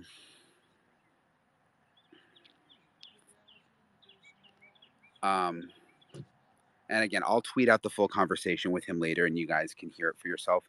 If you haven't looked, go back through my tweets from earlier this afternoon. There's a 911 call. I tweeted the full 911 call. It's like over 4 minutes. Yes, he does pronounce Brian Laundrie's name wrong, which a lot of people have picked up on. But, you know, look, I'm obviously used to saying it every day. I guess if you're not, you know, he's a guy out hiking. So I think he may have just said the name wrong, but it does happen. Okay, let's use a little critical thinking. Why would he even look at pictures of Brian? If he had no idea who Brian was, then why would he even bother to look at pictures of Brian? What would possess him to look at pictures? It just doesn't even make sense.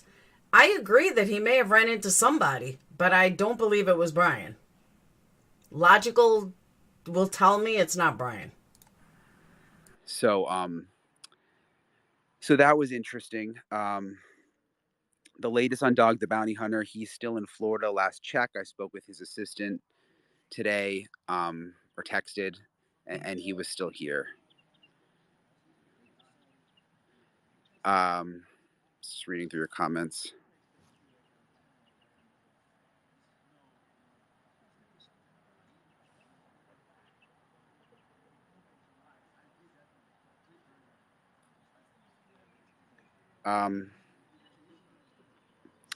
Other stuff that happened today at the Carlton Reserve, which is the big swamp near here, there was a small search there. So there's still activity out there. The police were out there. We have aerials. I tweeted those earlier too.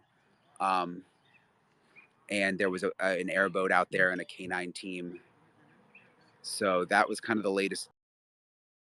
That is such a good point. Instead, Nelly, detail oriented, so close to detail, but couldn't even get a name right after looking them up. Excellent point. The reserve, no movement here. You guys are asking, the parents have not been out. Well, actually, there was something earlier, very quick. There was another package delivery, and like an Amazon package delivery here at the door. And the person delivering it brought it right to the screen.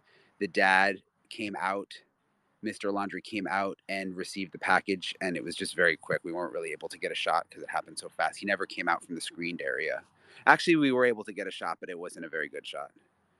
I can tweet that too, but you couldn't see very much. I did see the drone footage from the backyard, yeah, where they were gardening. I saw that from over the weekend. They have not mowed the yard, for people asking. Like you can see, it's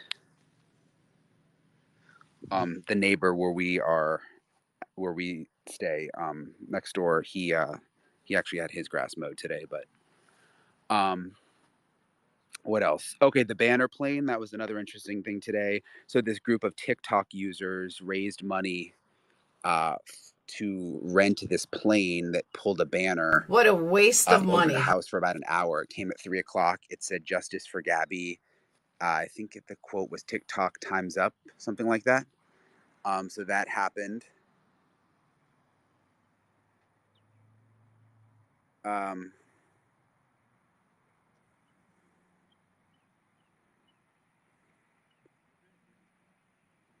That's a good question. Someone's asking, did the hiker compare the voice with the voice of Brian from the videos? You know what? That's a really good question. I wish I had thought to ask him that. There were some other ones you guys told me to ask him that I did ask though. So you'll see in the when I tweet the video or tonight. Again, we're gonna have all this on News Nation tonight, so check it out. 9 o'clock Eastern, and then I'll be on with Banfield at 10 o'clock Eastern. So, and she's. Yeah, they raised a couple of $1,000 for it, which I think is a waste of money. What did it do? Like, what was the point of it? Justice for Gabby? Then you should have given all that money to the Gabby Foundation. I don't see the point of it. I really don't. Maybe it's me, but I just thought it was stupid. She's got a bunch of new stuff too. So she's like really passionate about the case like we are.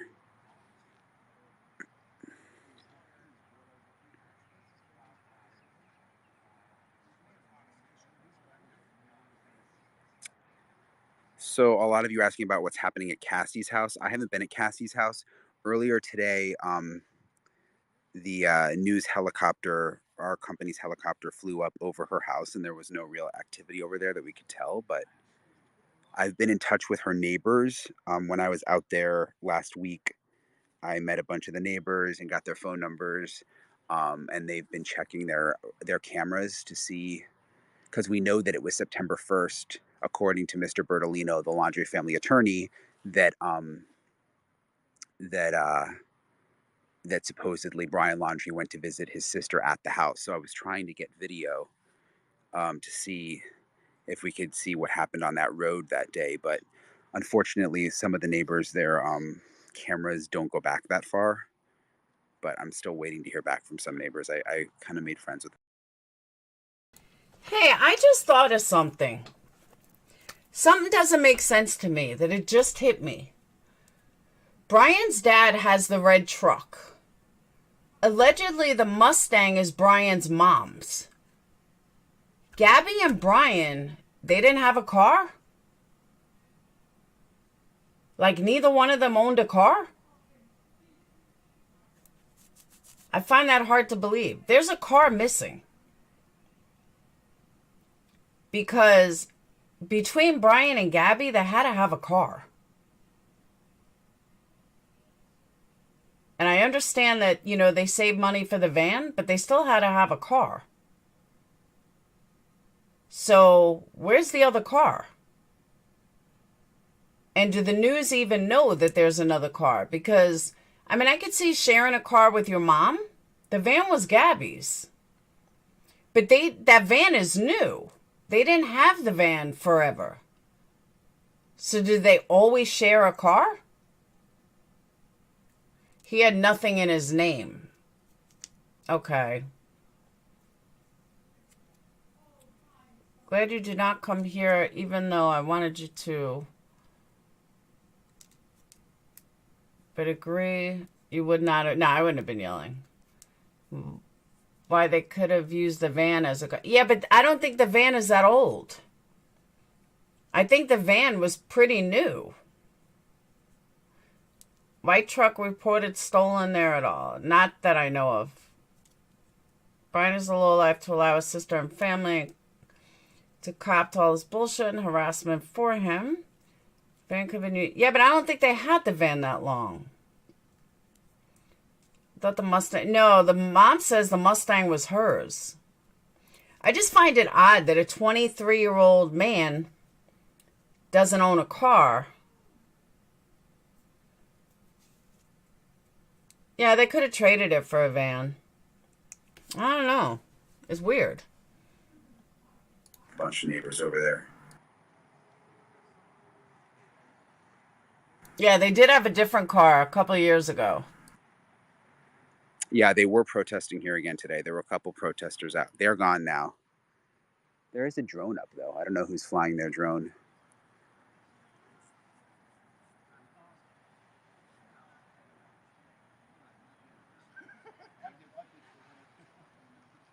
Just reading your comments here. No, Luis is still here too. Luis and I went back to Miami for the weekend just to kind of recharge because we were here for 17 days. Neither of us had seen our families or anything like that, or, you know, check on our houses and stuff. So we went home just for Saturday and Sunday, and then a different News Nation crew came in just to keep an eye on everything, and then we came back this morning. So we'll be here now.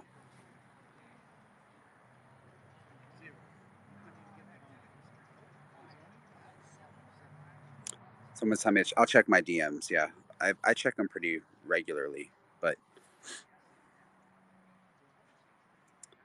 a lot of you are asking me about someone playing a song that you saw on TikTok. Like I'm not familiar with the song. Like a Dirty Laundry song was being played at the house, and some people thought it was coming from the neighbors where our neighbors, you know, our friends who we stay on their yard. And I asked them about that today, and they said it like in the forest back there playing the music.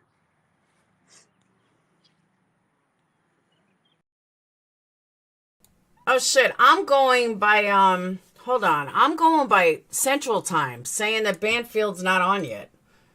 But I'm behind. So hold on.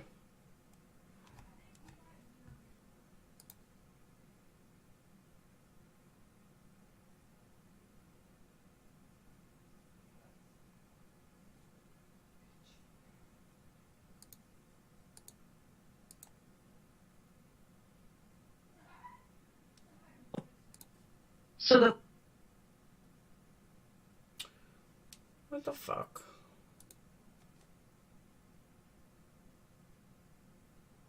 he looks more different as a shaved man, way different than when he's wearing facial hair. But I went to dental school. He's got unusual dentition. Here he is like I think he's going to be. He's going to have too much sun. I've had him lose weight. But his maxillary lateral incisor kicks out a little bit right here. So the bottom edge of his teeth, which you're going to notice if it's somebody you've seen in high school, 50 years later at the reunion, you're going to recognize these teeth, very recognizable. And also the center line is switched, so his teeth go that way. It's just unusual. It's not ugly, but it's distinctive. So there's my version. the number one item that I found criminals use for a disguise is a ball cap. So there's a ball cap, and then I have ball cap, and I have sunglasses. Hello. The second most popular is to have sunglasses. So this is it. So up on the, if he didn't okay, shave, you all realize what he looks like here. That's my opinion. Yeah, is the one, it's hard for me to tell in the light, but is the one up on the top right, high up on the right-hand corner of the easel, is that blonde or is that just a light hitting it in a weird way? No, you're absolutely right. I made him be blonde. It's been less than a month, so your hair on your head grows. Can you hold it up higher? Just hold it up higher in the middle of the easel so we can see it. A third of an inch a month. Hold it up a little higher if you can, please, Lois. We can't see it. There you go. Okay, your hair grows a third of an inch a month. So I did say, I think he would bleach it, a real cheap bleach from a convenience store. And so he's got bleached 1/3 of an inch hair. So that's it. I mean, but if he has that facial hair. Last time he checked, he's not Scott Peterson. Just saying. You're going to recognize him. And I believe he will always wear a ball cap because the criminals with which I've worked, they're going to wear ball caps. I can't tell you how sick I am after 39 years of ball caps. Yeah. Lois, when I saw Scott Peterson do a really bad bleach job on his hair, it made me think he didn't know how to do it. And it also made me think that the hair on your head will bleach at a different rate than, say, your eyebrows or your facial hair. And it kind of came out orange. Is that the same? What is the issue with facial hair? These men might not be smart enough to realize how the clairol works. Oh, some people love their mustache. Some men folk love their mustache or their beard so much they don't shave it, even though they've killed 4 people. But also, I got a guy pulled in, Michael Brazier from Arkansas. He had murdered Lisa Dawn Hogue in Houston. So when they found him, he had bleached his goatee and his mustache. Oh, you're right. Like you said, orange. You're right. Now that you've really bad bleach job. But he did his eyebrows, too, which was thorough. And he became morbidly obese. And he was in a trailer park, so he tried his best, but they found him. My drawing looked like him, but without the bleached facial hair. So you got to be a good guesser at this work. Thank you so much, Spivvy. All Super Chat and PayPals are much, much appreciated. Thank you. I do try to stick with the facts. I've been able to guess hair on skulls, and all it is a bone. It's the skull. And I've gotten the hair right every time except for once. The color, the style even. It's crazy. So this is my guess on Brian Laundrie. With the suntan and 10 pounds lighter, that's what he would look like. Lois, thank you for that. As we go into this story and the weeks become months, we're going to keep coming to you for how the change. All right, call me crazy, but I don't think that picture of Brian looks anything like Brian. Maybe in 30 years, but I see like someone that's 20 years older in that picture. And that to me looks even more like everybody else in the universe. Tell me your guys' opinions. Might, appear going into the winter months, etc., and, being on the road that much longer, maybe losing that much more weight. Lois Gibson, thank you. Appreciate that. Coming up, another complete right turn, and it is from the, being on the run to the Royals. Prince Andrew, he's holding a yard sale to help pay his legal bills. The yard also comes with a lovely house behind it, a ski house in Switzerland. Damn, I can't rewind? That sucks. To the tune of over $20 million. Yes, all that can be yours if you're okay with everything that happened inside it. We're back right after this.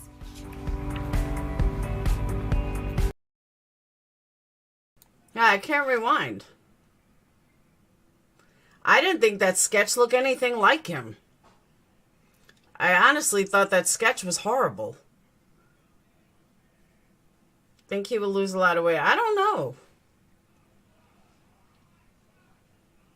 He looks pretty skinny to begin with. Exactly. I've seen that guy in a homeless camp.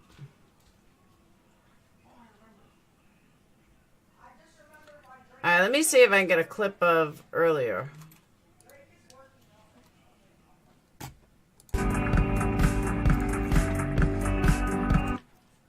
Yeah, it won't let you rewind. Which sucks. Alright, let's see.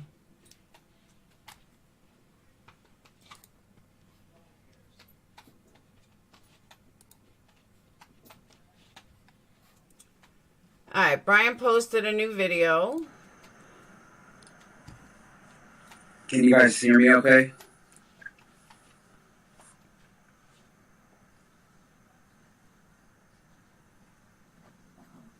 Is the service okay? Okay, good. Oh my gosh, wow, that was a crazy couple of hours. Like, I did not know that was going to happen. So, Yep, sorry about the echo. first of all, like everybody, when we were on the live stream, when I was doing my live stream earlier, and everybody was messaging me, like, Cassie's talking, Cassie's talking. I didn't know what you guys were talking about at first. And then I'm glad I got right off because, wow. So that was, that totally came out of the blue. I wasn't expecting it. And like, there's so much for us to go over with this video. I still haven't really processed. Oh, the light just came on out here again. That's the first time I've noticed it. I still haven't processed it all. I need to go through it all. Like, I've only watched it. I mean, we got it on air so quickly. I only watched it, really one time very quickly through. So I'm not going to be able to answer all your questions, but all of the highlights, were, we got on. So we got him on News Nation Prime at 9, and then we got him on Banfield, and I tweeted a bunch. So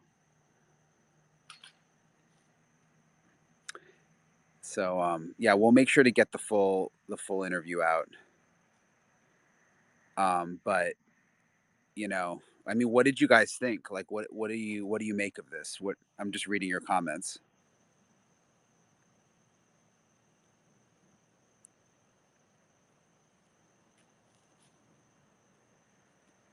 Yeah, a lot of new questions about the timeline, that's for sure. What she said about the 17th, what she said about, I mean, you guys have been asking about this storage locker for so long, and I never really talked about it because we had no way of confirming anything, and now all of a sudden she's talking about it.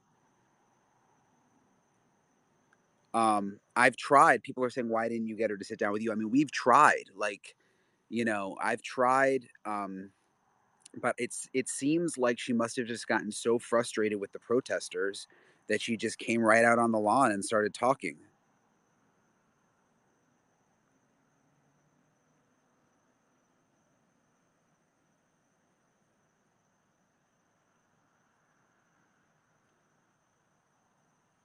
Sorry, I'm just reading everything you're writing.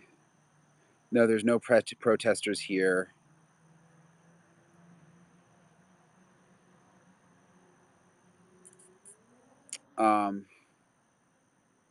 Some people are saying she seems sincere.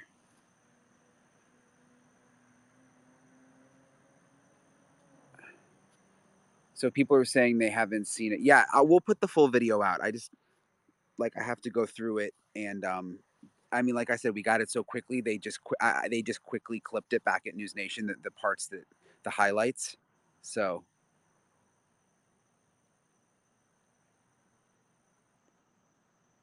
a lot of people saying they feel bad for Cassie. That she's in the dark. Yeah, I mean, it was interesting. She said she hasn't been talking to the parents. It seems like there's definitely division between her and the parents. But she didn't really seem to stand up for Brian too much. So, but if you haven't seen it yet, go back. I clipped 2 videos. We'll put more out. And,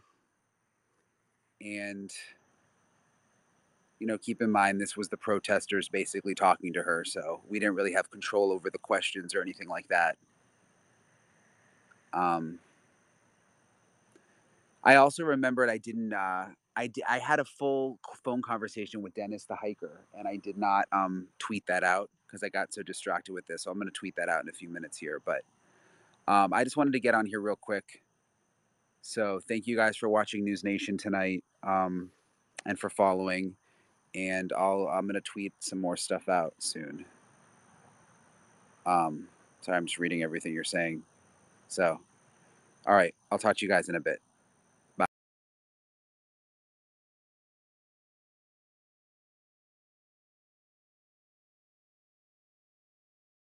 All right.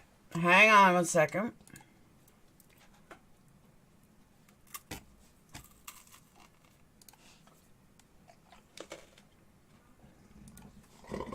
Shut up, mutt.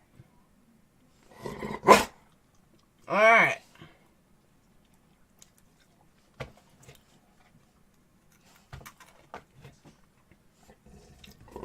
People are asking him do the full interview. But someone said they sent me something. All right, let's see. Down. It's a police chief both you and I have dealt with professionally, and we know it is kind of an interesting thing. So, but real quick, yes, Punk. Any thoughts on Brian's trip home to move things in and out of the storage unit? Why then? Do you think Gabby knew? Was this all planned? You know, I don't know if it was planned or not. I don't know if it's an excuse for when he decides to leave. Maybe after the event in Moab, the domestic violence call, that he gets mad at Abby and just says, I'm done, and leaves the relationship and flies home. And then the two of them get on a phone call and tell each other how much they love each other, and he decides to fly back. But in the meantime, you know, they say now that that's what they did at that time. The records and the cameras at those storage units will tell us whether that's a true story or not, that they move things out. But here's the question I got, again, from a behavioral perspective, Skylar, is how likely is it that you would spend, because I looked today online, Moab to Tampa, round trip. To the person that sent it, can you slow it down? Because it's so hard to understand when people speed it up. If you could slow it down, would be awesome. Trip is $818. That is one fancy storage unit if you're doing this to save a little money. Yeah. So I guess I'll just leave it that way. Interesting. Well, so let's we don't have to discuss it too much, but again, I'm interested in the fact that the chief stepped down, and I've seen this in the down. It's a police chief both you and I have dealt with professionally, and we know it is kind of an interesting thing. So, but real quick, yes, Punk.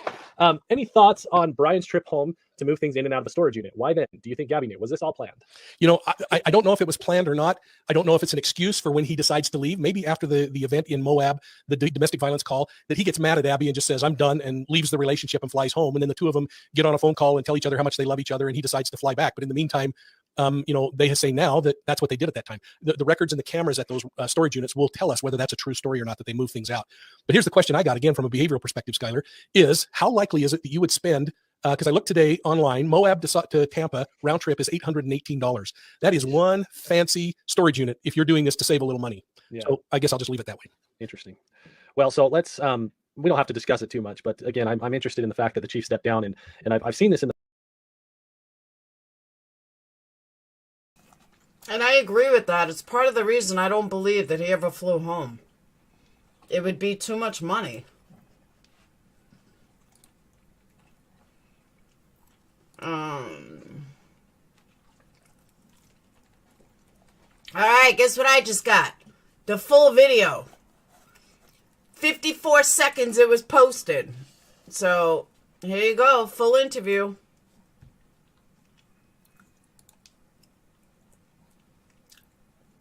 No! We have fully cooperated with the police since September 11th when they called. I did not say that I saw my brother. I said I haven't been able to speak to him in reference to the time when I was called by the police. Since that point, I haven't been able to speak to my brother. I've been honest. What happened? I don't know what happened. Yeah. The thing about it is we know Gabby's family. Gabby is... We do too. What do you want us to do? We cooperate with the police. We're not supposed to talk to anybody, and you're making my children cry. Was Brian with you on September 1st? Did he come to this house? Yes, he came to this house with my parents in their Mustang, not the van. I did not know that he took that van back. I found out the next day with everybody else. We are just as upset, frustrated, and heartbroken as everybody else. And I am losing my parents and my brother and my children's aunt and my future sister-in-law on top of this, and you're not helping. Why your parents? Why your parents? You're talking about Christmas. They're not talking to us either. Why aren't they talking to you guys? If I knew, I would say. I don't know. Do you think they're involved, your parents? I don't know. You don't know? We know. You're not involved? We have literally been finding everything out with the news with like everybody else. My kids are upset. You're upsetting my neighbors, and all we want to do is let you guys know that we don't know. What happened? What did you guys do on the 6th through the 8th at Fort DeSoto? We were at Fort DeSoto on the 6th. We got there at around 2 o'clock, and we left around 8 because the kids had school the next day. On the 6th? On the 6th. We only stayed for about 6 hours. Who was there? My mom, my dad, my brother. Would you guys be willing to go on record to say that you would like your brother Brian The FBI Laundrie knows all this. They've known to this turn since. himself over What to the what authorities? what was going on at Fort DeSoto campground? What were you guys doing there? Like, where there was a campfire? We had s'mores, we had dinner. What did Brian say anything about We Gabby? had our kids there. Nothing came up. He didn't say anything about Gabby. No, we've told the FBI everything. Did Brian go? The Did you? world does not need to know what the FBI knows. And true. that's why we're silent. They've asked us to not say anything, really. This is me coming out against them. They're suffering, big We're time. suffering. Well, They're suffering. To be fair, I they lost a understand life. your view. I mean, to be fair, they lost a 100%. life. So I know. I We really could've feel too. bad for you, but again, I don't No, feel bad I for know. you. That's fine. You feel how you So- feel. We hope how we feel. My kids are upset. You're upsetting my children, who are very upset that they had to find out that their aunt died from you people screaming it at them from the house. So that's not Where fair. was that at? On Saturday when you were here. Your aunt died. No, their aunt. Their aunt died. Yes. Her future aunt. They considered her aunt Aunt Gabby forever. So To be honest with you, we can't even hear you inside. Well, we can't. I mean, figure it out. So where else have you seen Brian since that's September it. 1st? I have not September seen 6th. anybody after 8 o'clock on September 6th. I have not spoken to my parents. How long did they stay there? Do you know? Like at I the don't Fort DeSoto campground? Did Brian go off on his own into the woods or no anything? idea. We What don't we've know. been told, we know as much as you. Did you? So when he came here September 1st, right? You said he came. What did he come here for? My parents wanted to surprise the kids to pick them up at school. I did not know that Brian was with them when we had previously planned to hang out with them. This is not what we want to be doing. This is not how we want the world to find out when we're angry and upset. But I can't have my kids be crying for 3 days in a row. What did the FBI take out of the house here? Like what? Nothing. They came here though. Yes. During We met with them multiple times. you met with them multiple times. Yeah. Did they ask you for like polygraphs or anything like that? No, but No. We're not. we don't know. We're not anything. involved in this at all. He's my brother, Sounds and like that's the it. parents are. The parents. We've been outside the parents' home I for 2 understand. weeks straight. I know. I've been There's watching. parents' home I for 2 understand. weeks straight. I know. I've been There's watching. there's because there's it's people the out there. only They way want. They I find feel things out is the news. your family's involved. A cloud of suspicion. The Sure. reason why we're here for Of you course, is we because the totally media. understand. The I know. media. The media ended up misconstruing what I said when they asked me if I had seen my brother.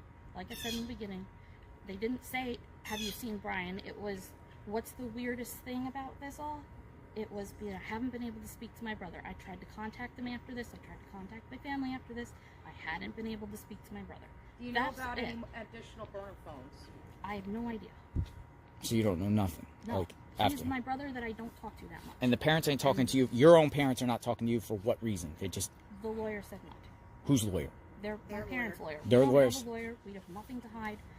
We were told not to talk to anybody, and I'm upset that we have to come out and do this and then explain myself to the FBI. So when Gabby was missing, the parents weren't even looking for her. They weren't even out looking for her.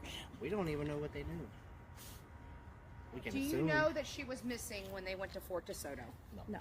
You didn't had September no clue 11th, that she was missing. the detective that was working with Gabby's mom called me up while we were on vacation, We were in Orlando. and then I called her back because we were eating dinner, and I told her everything she needs to know. We told them from day one that we were at Fort DeSoto with them on the 6th and that they came over here on the 1st. The police has known everything that's out there the whole time, from September 11th night on.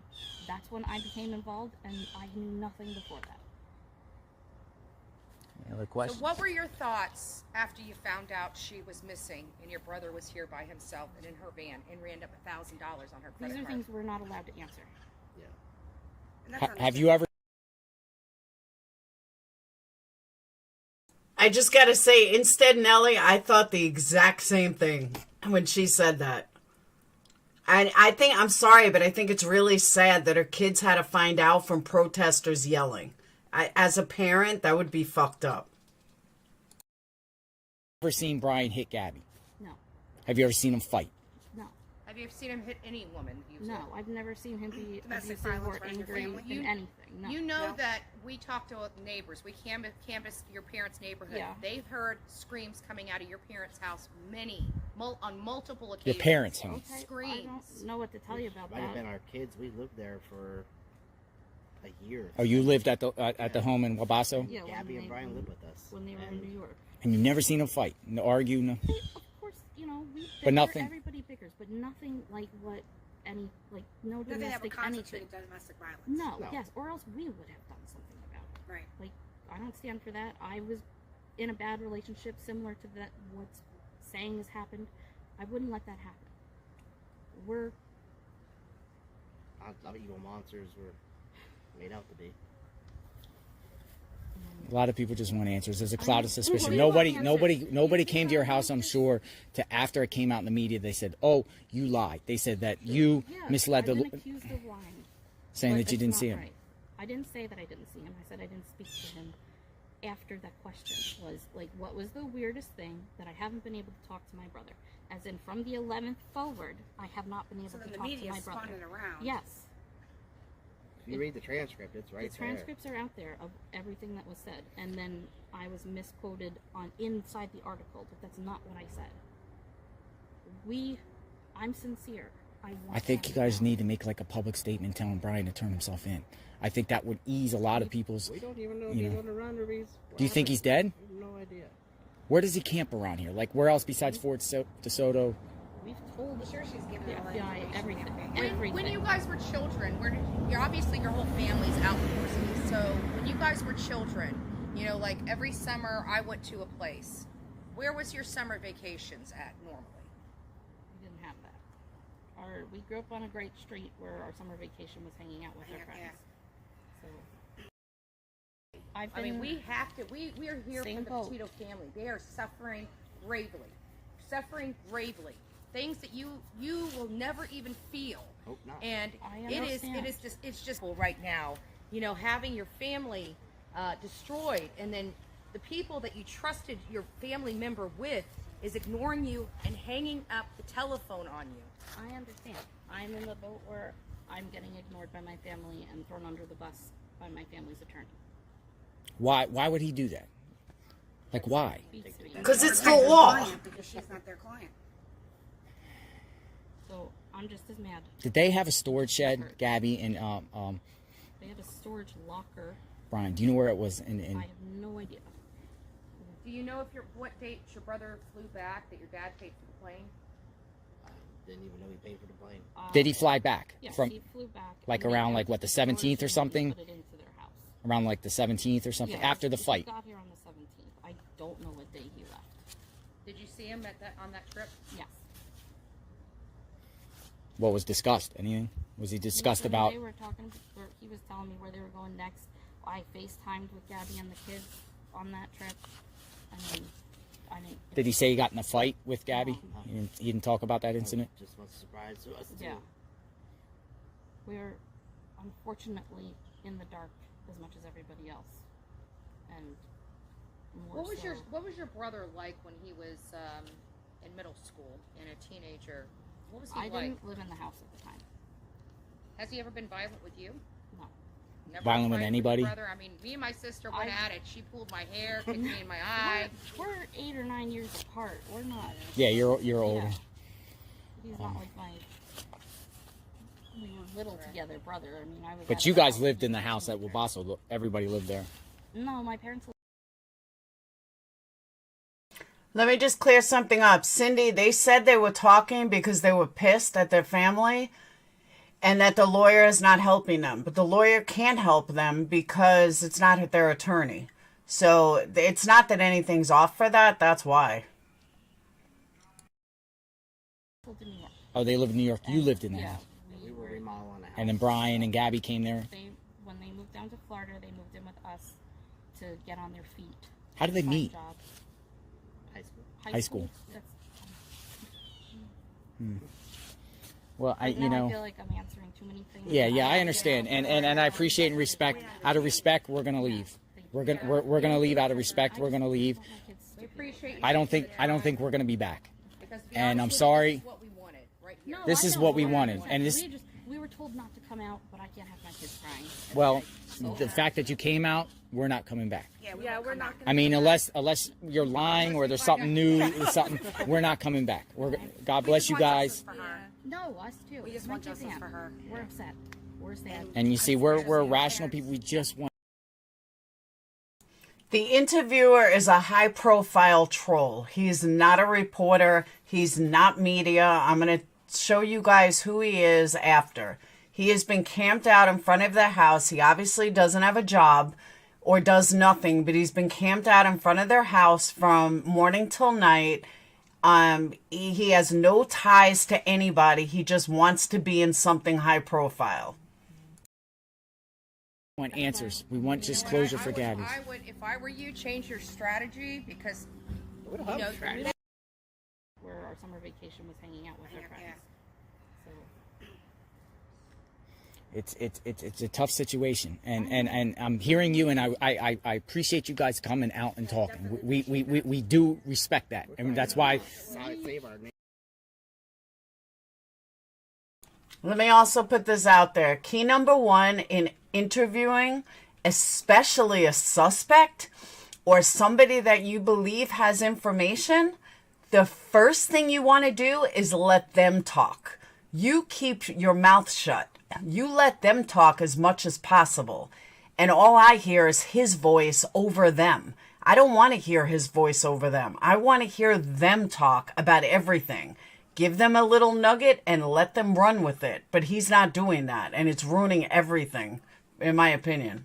And, you know, this, you know, again, if no one, I don't think anyone would have ever came to your house until the media came out and said, well, The media said that, and my parents' lawyer really screwed me over by saying that he just Well, I stopped saw by. the comment that he he did made. not He- just stop by on the way home, and I was livid, and I'm not speaking to anybody. Yeah, I'm no. done.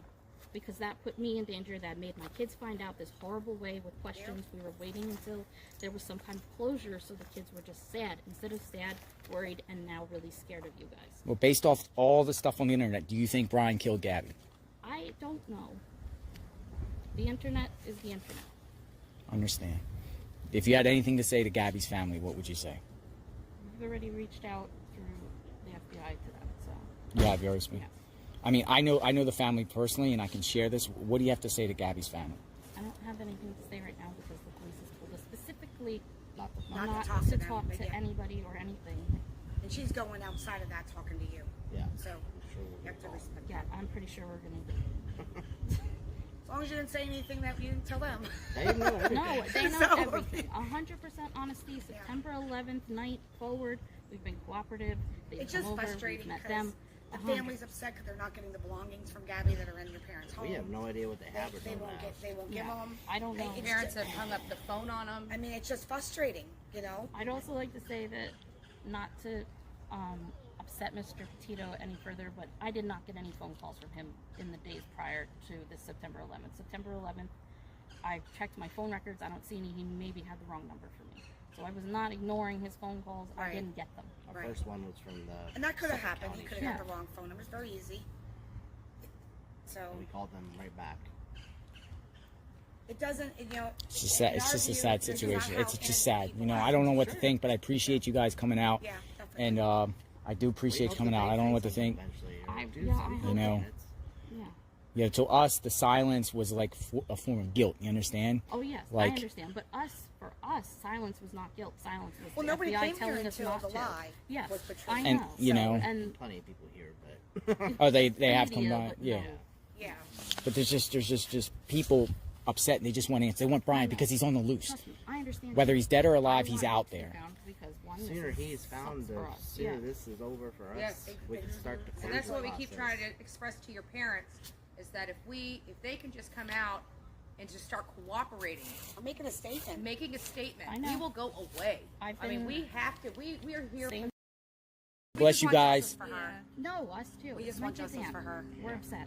We're sad. And you see, we're rational people. We just want answers. We want just closure for Gabby. I would, if I were you, change your strategy because you know, They don't have a Yeah, they don't even have a lawyer. Gabby deserves better, and maybe help pressure your parents into doing the right thing. Because I'm telling you, Gabby's family's suffering gravely, and your parents know more than they're letting on. And it sounds like they deceived you, which is not good for any parent.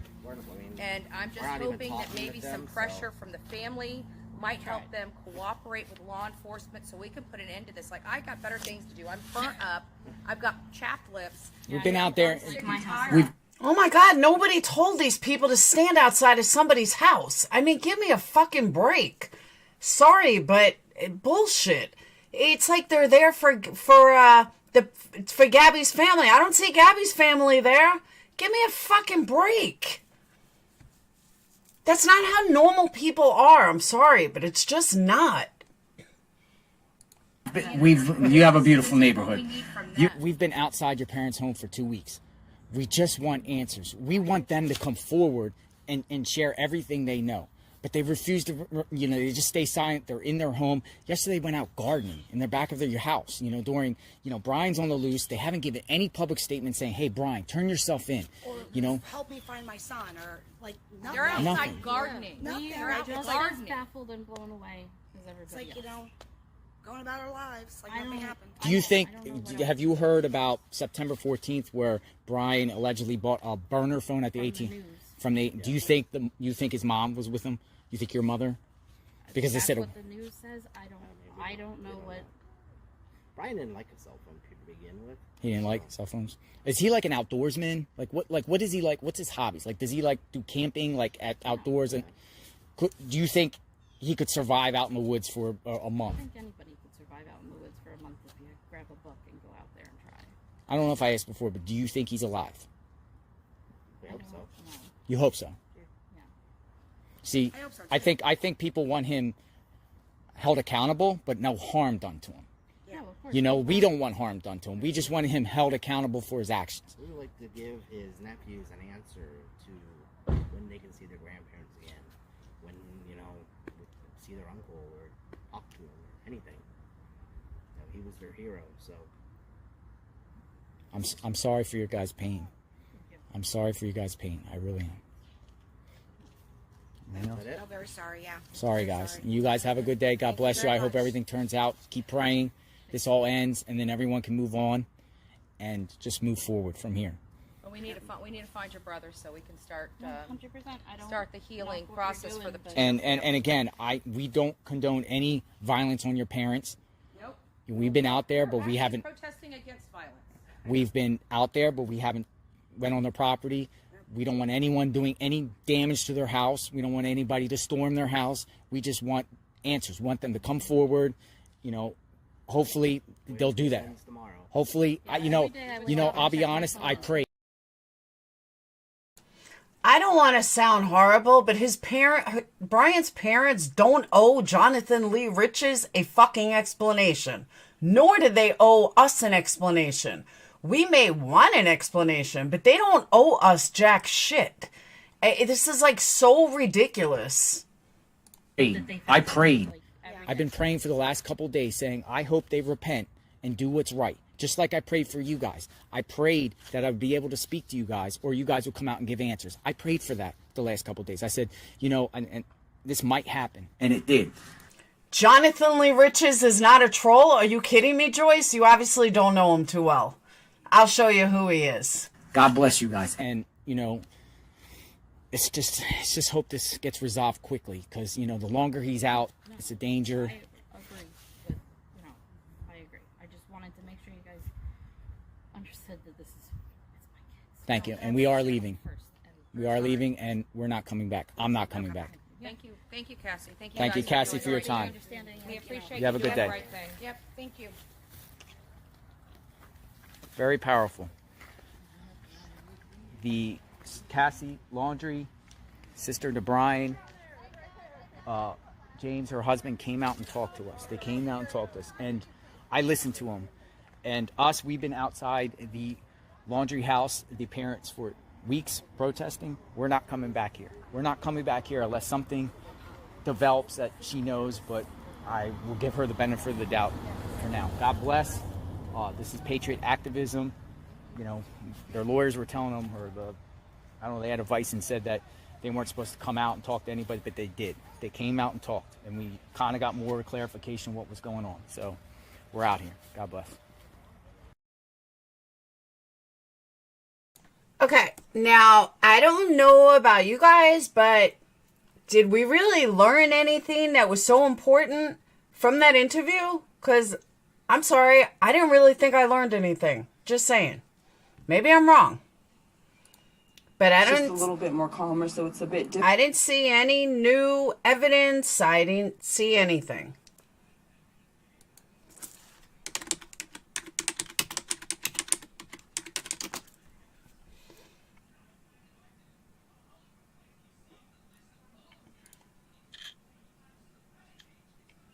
Okay. So a lot of people are asking who the interviewer was. Jonathan Lee Riches was born 1976, is a convicted fraudster known for many lawsuits he has filed in the United States District Court. Riches was incarcerated at Federal Medical Center, Lexington, Kentucky, for wire fraud under the terms of a plea bargain. His release date was 2012. He was arrested for violating his federal probation in 2012. When he left the district state of Pennsylvania without permission, he allegedly drove to Connecticut and impersonated the uncle of Adam Lanza, the shooter in the Sandy Hook Elementary School. Since January 8th of 2006, he has filed over 2,600 lawsuits in federal district courts across the country, some of which have received considerable press attention. Among the famous defendants of his lawsuits are New England Patriots coach Bill Belichick, former President George Bush, and Attorney General Janet Reno, and Martha Stewart, NASCAR driver Jeff Gordon, Atlanta Falcons quarterback Michael Vick, entrepreneur Steve Jobs, celebrity blogger Perez Hilton, Somali pirates, and pop star Britney Spears. He also sued the late Benzar Bhutto, Pervez Musharraf, and the Immigration and Naturalization Service in 2007 to prevent him from being deported to Pakistan and tortured upon his release in prison in 2012. There is no evidence beyond any lawsuit of attempt to deport Riches. On April 9th of 2008, he filed a request for a temporary restraining order on a U.S. District Court Grand Theft Auto publisher Take-Two developer Rockstar Games. FCI Williamsburg and Grand Theft Auto itself claiming that the defendants put me in prison. The inmate stated defendants contributed to plaintiff committing identity theft. Defendants' games showed sex, drugs, and violence, which offends me, Riches said. Defendants put me in prison. I feel I face imminent danger from violent inmates who played Grand Theft Auto who will knock me out and take my gold Jesus cross. Riches attempted to intervene as a plaintiff in the Madoff investment scandal, claiming that he met Bernie Madoff on eHarmony.com in 2001 and taught Madoff identity theft skills.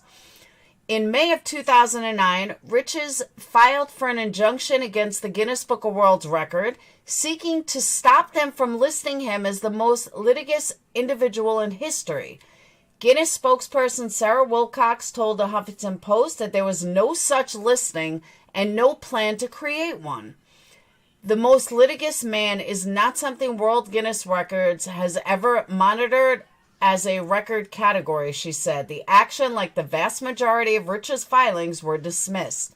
Some of Rich's defendants are not even persons subject to suit. These include Adolf Hitler's National Socialist Party and the 13 Tribes of Israel. One lawsuit in which George W. Bush was the first named defendant also includes another 783 defendants that cover 57 pages. They include Plato Nostradamus, Che Guevara, James Hoffa, various Buddhist monks, all survivors of the Holocaust, the Lincoln Memorial, the Eiffel Tower, the USS Cole, the book Mein Kampf, the Garden of Eden, the Roman Empire, the Appalachian Trail, Plymouth Rock, the Holy Grail Nordic gods, the dwarf planet Pluto, and the entire 3 Mile Island. A number of Rich's lawsuits have been dismissed as being frivolous, malicious, or for failure to state a claim upon which relief could be granted. Willis Hunt, the U.S. District Judge who dismissed Rich's suit against Vick as farcical, opinion that his lawsuits were clearly self-promotional, kind of like he is now. and he is barred from proceeding further. In July of 2018, Riches was indicted by a federal grand jury in Arizona.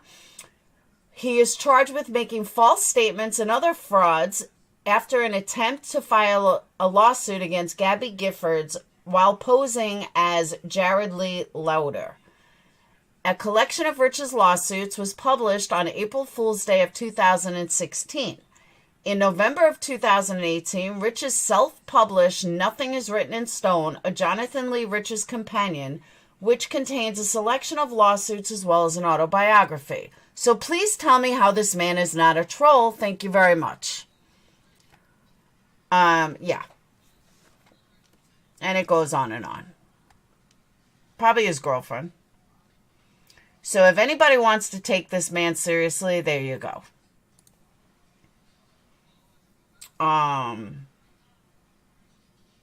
There's tons of stuff about him. Convicted fraudster is instigating harassment of Trump. I mean, the list goes on and on.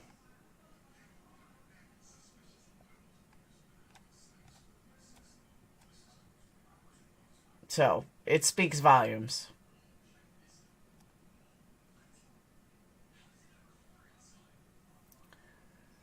Yeah, Jay, I think Jay's friends with him, but I don't mess with Jay, so I couldn't tell you. But the guy is a joke. An absolute joke. So, yeah, if you look up his name, you'll see all about him.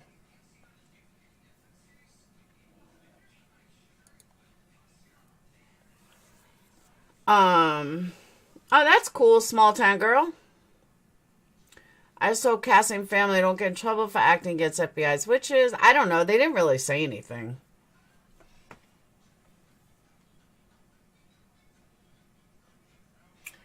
How he was so delusional and entitled, saying that I agree. That's why people need to know who he is. The blonde lady did an interview on White Boy Lockdown Radio channel speaking about Cassie. Can we read his clipboard? What clipboard? Oh, the clipboard he had? That was a joke. Shame on him for bothering Brian's sister. I agree. He never won anything. Everything was thrown out. He had a $63 billion lawsuit against Michael Vick.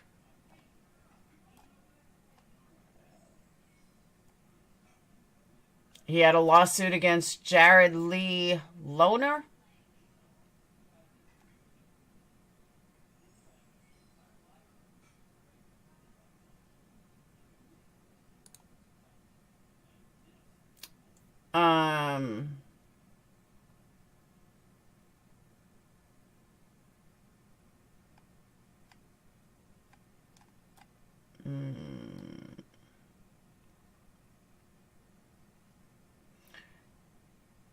After 13 years, Peterson committed suicide, blaming guilt on the 2,500 appeals he denied. I don't know. This guy's fucking crazy.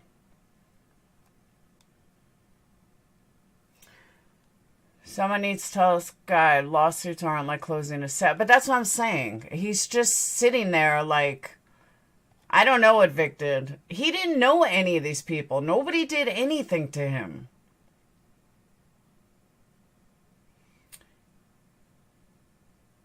World of Warcraft caused Rich's mind to live in a virtual universe where Riches explored the landscape, committing identity theft and fighting cyber monster rival hacker gangs. Riches was addicted to video games and lost touch with reality because of the Defendants, which is World of Warcraft. This caused Riches to commit fraud to buy Defendants video games. Riches chose World of Warcraft over working a legit job. Rich's mind became a living video game. I mean, people really bought into this. Exactly, Choco Milk. He's not doing this for Gabby. Don't let anybody mistake you. He's not. He was doing this for Gabby and be an advocate for all people. He lives in Florida. He would be an advocate for everybody, not just one person.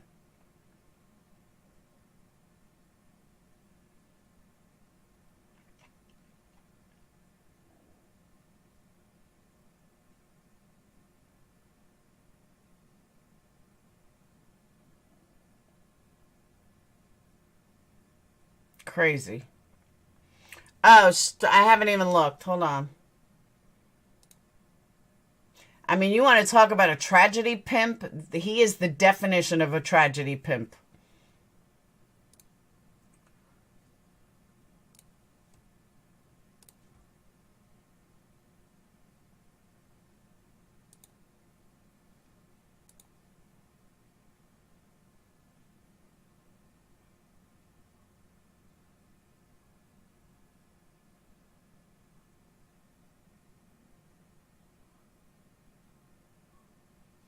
Okay, what am I looking at? No, this is for a job.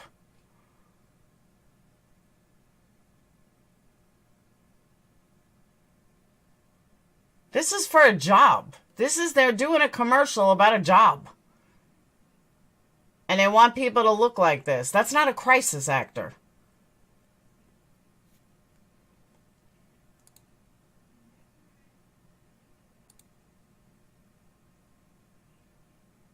That's somebody looking for actors. Stand-ins needed in Fort Lauderdale and West Palm Beach areas for a non-union documentary. We're looking for 2 white males with dark hair, average build, late 20s and 30s. Yeah, it's a regular casting call. No, I think he probably lied to them and said he was a reporter when he's not. Yeah, but shits and giggles, that's a regular casting call. I know shit like that exists. It exists everywhere. That's not crisis actors, though. That's a company shooting a commercial.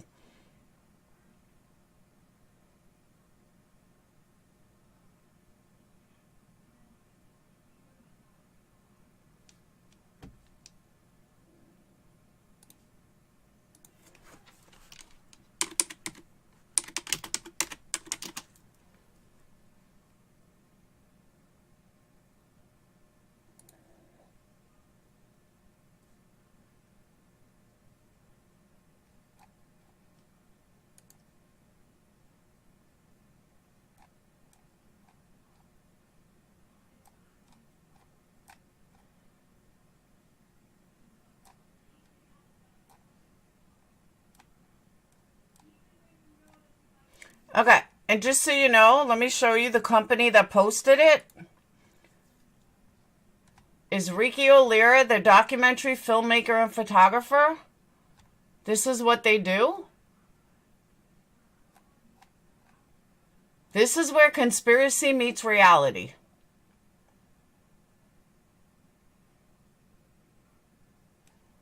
They're not looking for crisis actors. They're looking for actors for a film.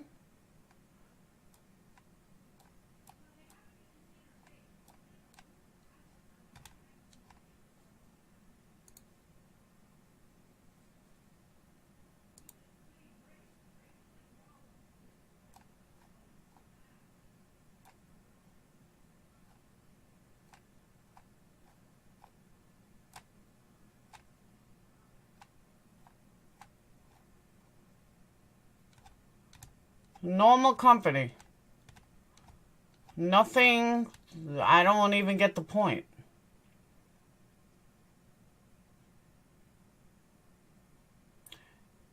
Thank you, Spivvy. I don't know. People seem to like conspiracy.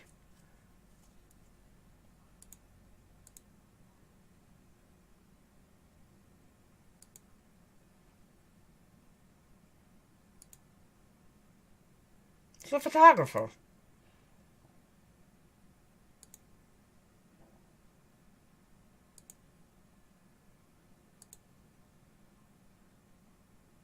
I don't see what you meant by that, actually. What military drones? What are you talking about?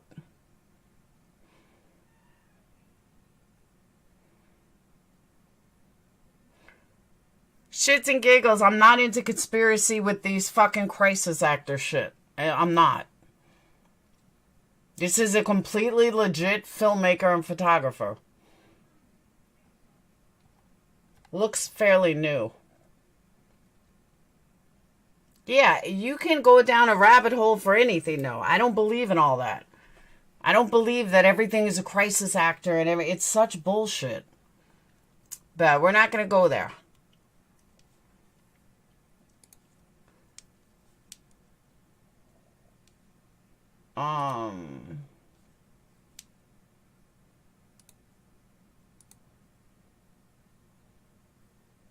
Hey, Brad.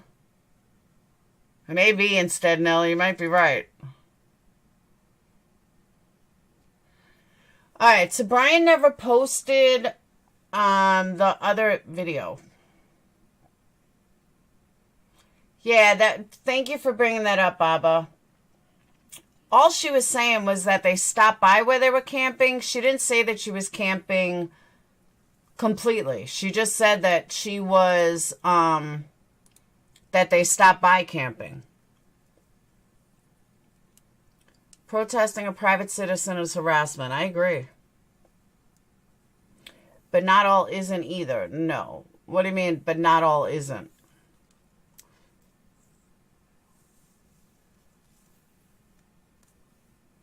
It's one of the reasons I don't believe in circumstantial evidence, because circumstantial evidence can be twisted 1,000 times. And you can make anything into something even if it's not.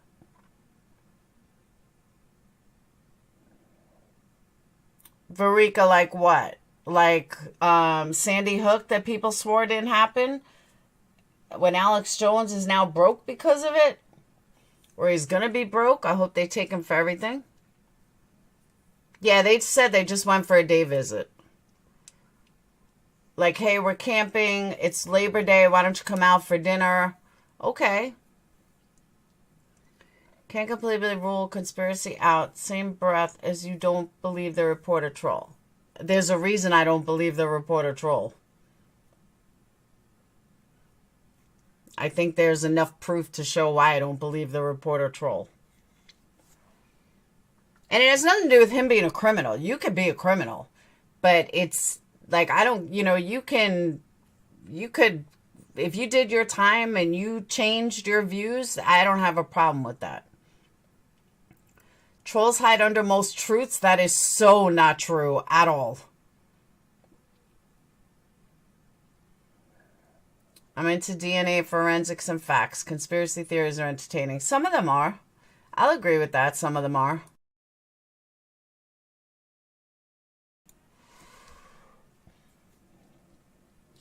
But it doesn't look like anything else is happening for the night.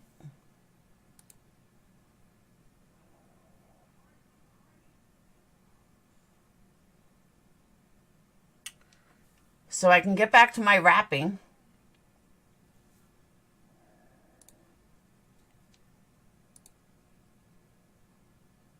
I don't mind some conspiracy theories. Still has the site and show because they can't take private sites. They did, however, take his public flat. Oh, no, he just lost a huge lawsuit, Christy. He lost a huge lawsuit.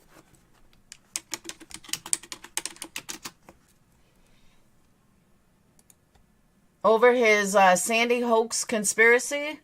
Texas judge found that InfoWars host and conspiracy theorist Alex Jones liable for damages in 3 different defamation lawsuits related to his claims that Sandy Hook Elementary was a hoax. She entered default judgments against Jones and other defendants for failing to turn over documents to lawyers for the parents of 2 children in the shooting. Juries will now determine how much in damages he will have to pay. Jones and one of his lawyers criticized the ruling. 20 children and 6 educators were killed in the 2012 shooting. Jones has since acknowledged that the massacre did occur. I agree, Coffee. Coffee and Conversation, it's so good to see you. But I absolutely agree with that. If it makes sense, okay. But if you can't even get through common sense, I'm not buying it. They did terrorize the families. I agree. See, I never liked Alex Jones. I hated him from 2000. I had an ex that liked him and would try to get me into him. It was 2000. What are we in? 2021? So it had to be 2018. No, I moved here in 2016. It's 2015. That's why he was outed. He's such an asshole.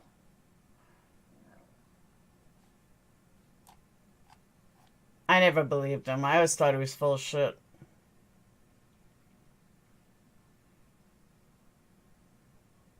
So what do you think made Facebook crash? That's a conspiracy I haven't heard yet.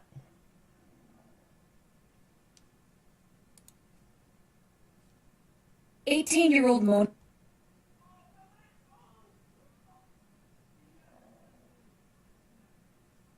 Wow. I'm going to close out with this. This is sad. Hold on. I'll show you guys. 18-year-old woman shot by school safety officer being taken off life support. Mona Rodriguez has lost all brain function and is being taken off life support, according to her family. She leaves behind her 5-month-old baby. Her family's attorney says she was shot in the head by a school safety officer on September 27th. Investigators say 18-year-old Rodriguez and a 15-year-old were fighting outside the Milliken High School campus. The school safety officer intervened. Then, police say Rodriguez got in the front passenger seat of this gray sedan. A warning: this cell phone video taken by a student can be disturbing. It shows the car starting to leave, and the school safety officer can be heard firing. Gun! No! Get down! No! I don't think my girlfriend deserved this, you know. It was all for no reason. He never told us anything. All we did is just got in the car and left. Rodriguez's 20-year-old boyfriend, who's also the father of her 5-month-old child, was driving the car. His 16-year-old brother said he was in the back seat. The brother said the school safety officer had only warned about using pepper spray. He said that when the two females were fighting, or if they don't stop, he's going to pepper spray, and which they stopped. A vigil was held outside Long Beach Memorial Hospital this week, where Rodriguez's heartbroken family demanded justice. Long Beach police, who are not involved in this shooting, are investigating, along with the Los Angeles County District Attorney's Office. Family attorney Luis Carrillo is also calling for the California Attorney General to investigate. Everybody is upset that a rogue officer did this ugly thing that he did, shot at an 18-year-old young lady, and is still walking the streets. This officer should be in jail right now. School safety officers are employees of the district, not of any police department, according to Long Beach Unified School District.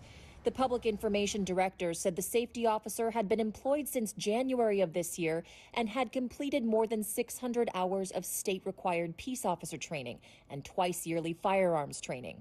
The officer is on paid administrative leave pending the outcome of the investigation, the school district said. She might have been doing something she wasn't supposed to, but she was unarmed and she was already fleeing. There was no reason for that cop to fire. Long Beach Unified School District shared its use of force policy with us. It says school safety officers have the duty to use firearms only for self-defense or defense of others to prevent death or great bodily injury. It also says officers shall not fire warning shots, shall not fire at a fleeing person, at a moving vehicle, or through a vehicle window unless, quote, circumstances clearly warrant the use of a firearm as a final means of defense.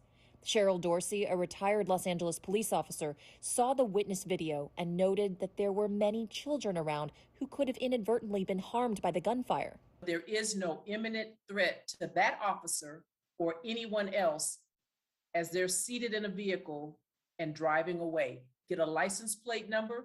There were so many other options tactically available. Instead, now a baby is left without his mother, and her family is left seeking answers. Natasha Chen, CNN, Los Angeles. Yo, that's fucking crazy. That's some shit. Why did the guy even have a gun to begin with? Like, she was getting in the car. That's insane. I can't even comprehend this. If my kids have police at their schools, but they're real cops. They're not school cops. They're real cops. But after all the school shootings, they have officers implanted at all the schools. Even the crossing guards are real cops.